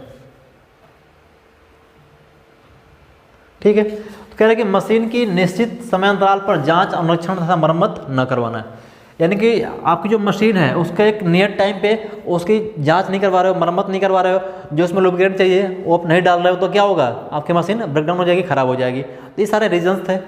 अब इसका मेंटेनेंस कैसे करेंगे उसको देखते हैं। तो पहले आप देखेंगे डीसी मशीन का मेंटेनेंस, उसके बाद फिर देखेंगे एसी मशीन का। तो अन्य मशीनों की भांति क्या होगी, डीसी मशीन में भी हमें मेंटेनेंस की आवश्यकता है, अनुरक्षण की आवश्यकता है। तो पहला है कि मशीन का प्रचालन विश्वसनीय बना रहता है। अगर आपका जो मेंटेनेंस प्रॉपर करवा रहे हैं तो आपका जो मशीन है क्या होगी, उसका जो प्रचालन है, ऑपरेटिंग है, विश्वसनीय प्रॉपर बना रहता है। मशीन की कार्यकारी आयु अधिक हो जाती है, मशीन लंबे टाइम तक चल सकती है। मशीन का प्रचालन किफ़ायती होता है। किफ़ायती कहने मतलब क्या, कम खर्च में हमारा मशीन ऑपरेट होती रहती है। मशीन बंद हो जाने से कार्य में रुकावट उत्पन्न होने के अवसर घट जाते हैं, यानी कि आपका जो मेंटेनेंस प्रॉपर चलता रहेगा तो क्या होगी, उसमें ब्रेकडाउन कम होगा। जब ब्रेकडाउन कम होगा तो मशीन क्या होगी, आपकी प्रॉपर चलती रहेगी। तो वही कह रहा है कि रुकावट कम उत्पन्न होने के चांसेस रहते हैं। अगला है मशीन की मरम्मत आदि होने पर व्यय खर्च कम होता है, यानी कि आप कंटिन्यू मेंटेनेंस कर रहे हो एक नियत टाइम के अंतर्गत, तो जो खर्चा होगा कम होगा। आप मेंटेनेंस नहीं कर रहे हो तो अचानक क्या होगा, अचानक से आप करोगे आपकी जो मशीन ब्रेकडाउन हो जाएगी तो उसमें आपको ज़्यादा खर्चा लगाना पड़ जाएगा, ये कह रहा है। आगे बढ़ते हैं। अब पहला हमारा रूटीन मेंटेनेंस। तो रूटीन मेंटेनेंस क्या होता है? तो रूटीन मेंटेनेंस का मतलब वो होता है कि ऐसा मेंटेनेंस जिसको हम क्या करें, मोटर को या मशीन को स्टार्ट करने के तुरंत पहले हम एक बार चेकअप कर लेते हैं, इसको बोलते हैं रूटीन मेंटेनेंस।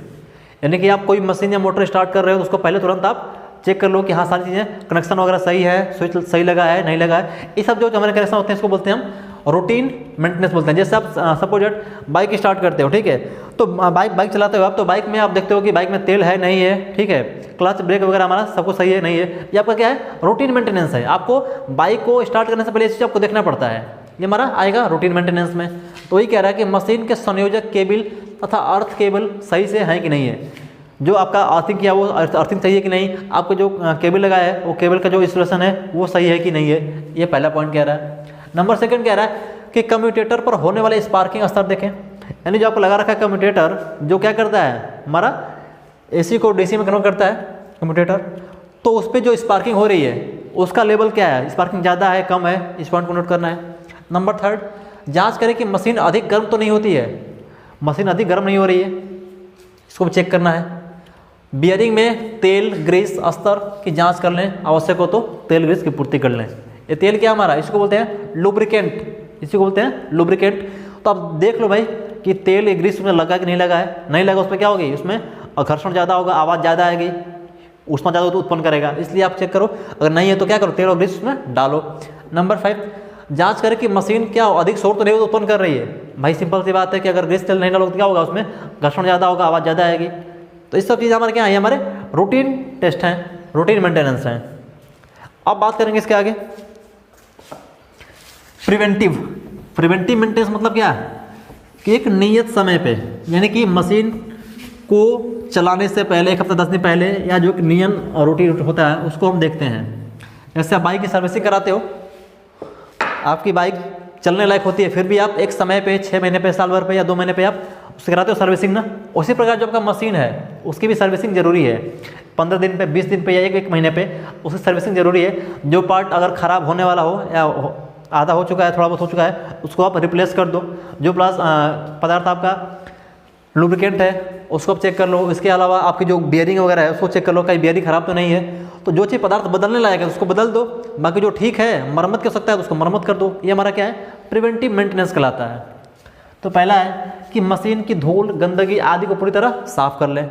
भाई आप काफ़ी टाइम तक वर्क किए हो, 1 हफ्ता 10 दिन 20 दिन तक, तो क्या होगा, धूल गंदगी जम जाएगी, उसको हटाना पड़ेगा। नंबर सेकंड, बाइंडिंग पर एकत्र हुई धूल आदि को एयर ब्लोअर से साफ करें। एक एयर ब्लोअर होता है, उसको क्या करें, उसको हम एयर देते हैं प्रेशर के माध्यम से, और जितने भी धूल गंदगी बैठी रहेगी वो क्या होगी, वो हट जाएगी वहाँ से। नंबर 3 कह रहा है कि मशीन को चलाने के लिए प्रयुक्त स्विच स्टार्टर आदि के कनेक्शंस की जांच कर लें और पेट्रोल आदि साफ कर लें। यानी जो कनेक्शन आपने कर रखा है स्विच का और वायर वगैरह का, केबल का, तो आप चेक करो कि हमारा कनेक्शन जो है वो प्रॉपर है कि नहीं है। लूज़ है तो उसको टाइट कर लें और उस पर क्या करें, पेट्रोल आदि से साफ कर लें। जो भी आपके कनेक्शन पॉइंट है उसको क्या करें, पेट्रोल से साफ कर लें, ताकि स्पार्किंग होने के चांसेस कम रहें, स्पार्किंग वगैरह ना हो। 4, तेल वाली बियरिंग के तेल की जाँच कर लें कि वह परिवर्तित करनी होगी तो नहीं है। जैसे आप बाइक वगैरह में कराते हो सर्विसिंग ना, तो आप मोबिल पलटी कराते हो, मोबिल को आप चेंज करते हो, तो वही बात कह रहे हैं यहाँ पे। अगर कोई तेल वाला पार्ट है तो उसको ऑयल जो उसमें डाले हो उसको चेंज तो नहीं करना है, चेंज करने वाला है तो चेंज कर दो, नहीं करना तो कोई बात नहीं, ठीक है। 5, ऑयल सर्किट ब्रेकर की जांच कर लें। आप जो सर्किट ब्रेकर लगा रखे हो उसमें ऑयल प्रॉपर है नहीं है, उसको आप चेक कर लो। नंबर 6, बियरिंग को खोलकर पूरी तरह साफ करें और नया तेल ग्रीस डाल लें। ये हमारा प्रिवेंटिव मेंटेनेंस का है। आगे बढ़ते हैं।